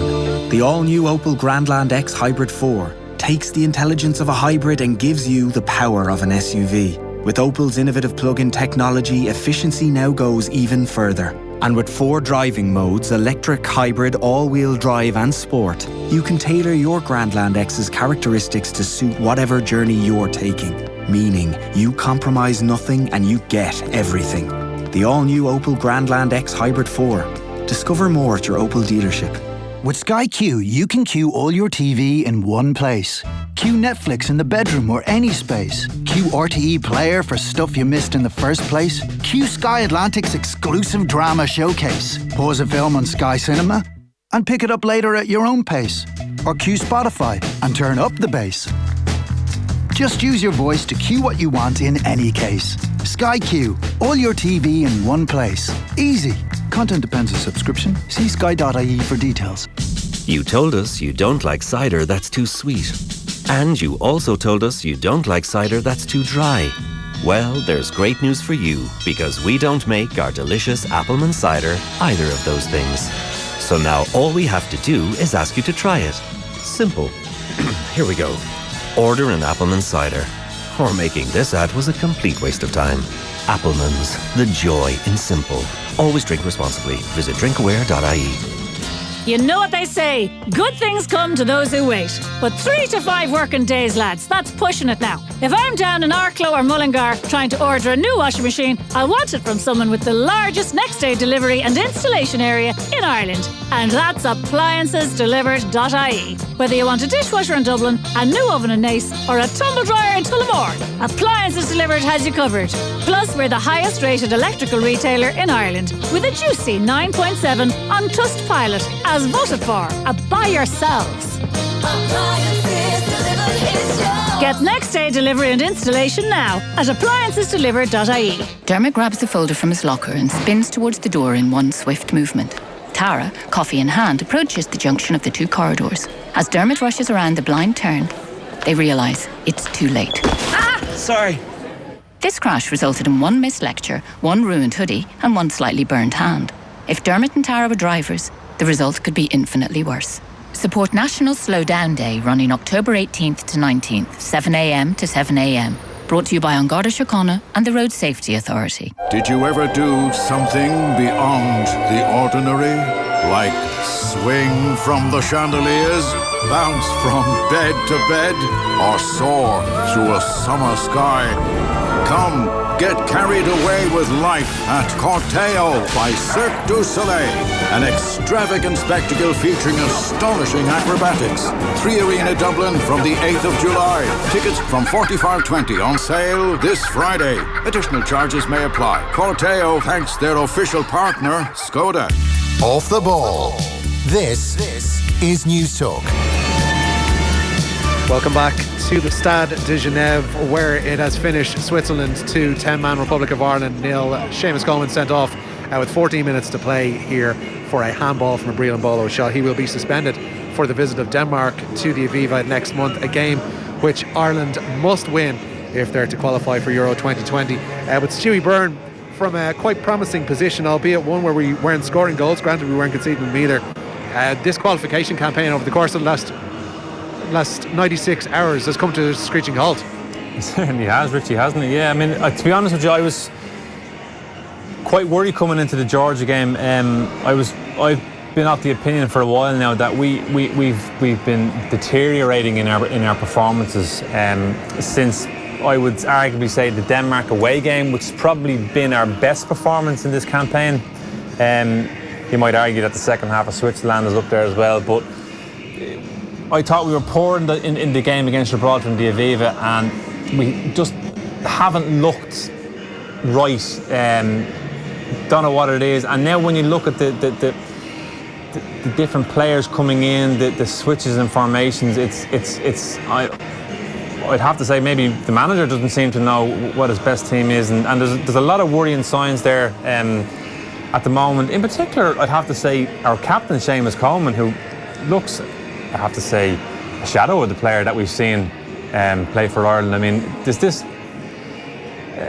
bad side has come into his game where he's getting involved an awful lot in the verbal stuff, you know, and he's trying to sort of wind certain players up as if to kind of get them frustrated. And for me, Richie, you either have that in your locker or you don't, and I don't think he's got that, and I think it's taking away from him as a player and what he's good at. And so I think he's been quite poor for us now in the last few games. But all in all, you know, in terms of... That's not going to be an issue now next month, because it's not going to be an issue, yeah. Suspended, obviously, with Mark Doherty coming in. You would presume, anyway, he's going to be on the right-hand side of the defence. Yeah, true. But what, like, you're asking the question, what do you do for a one-off game to try and win it? Well, I'll tell you what we're not going to do. We're not going to try and outplay Denmark. It's as simple as that. So it's very much a case of trying to get the personnel right. We're going to have to, I think we're going to have to bring Denmark down into a scrap, to be quite honest. We're going to have to be physical with them. We're going to have to, get in their face. Something, play to our strengths, which is, that type of game. It's a one-off game, and Stuart, they're not strengths, though, really. That's the thing that keeps popping into my head. Like, they're not strengths. We're just kind of making the most of what we kind of have or what we don't have. That's what we're good at, Richie. You know, we're good at We're good at making the game ugly. Yeah, well, look, we've got to take it at this. Look, I mean, you know, I don't want to get involved in the sort of the sort of Stephen Kenny argument in that, you know, when he comes through as the next manager, and hopefully does come through at this stage, to be quite honest, because we'll certainly play a different way. But you can't really bring that into the equation now. We're now in a kind of a one-off game where we have to win. Now, I'm a little bit unclear actually on, and maybe some of the people listening in are a little bit unclear on it, but if we win the Denmark game, where does that leave us? I'm just trying to look at the table and see where the sort of permutations lie. If we do manage to win that game, we go through in head-to-head. Is that correct? Yeah. So obviously, you know, you're looking at a situation where we're going to have to be brave, and we're going to have to decide as a group how it's best to play against Denmark. And if you want to take a positive out of the campaign, I think our game against Denmark over there was probably our best performance. Maybe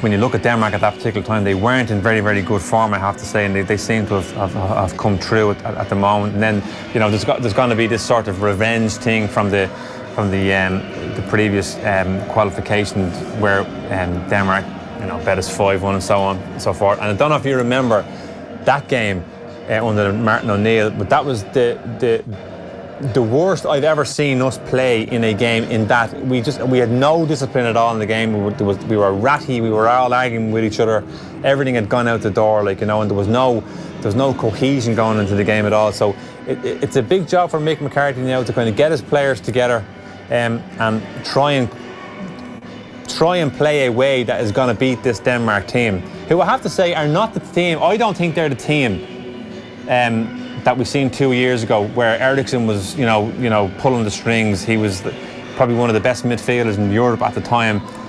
So they probably have one of the best goalkeepers in Europe at the time, or at this current moment in time. But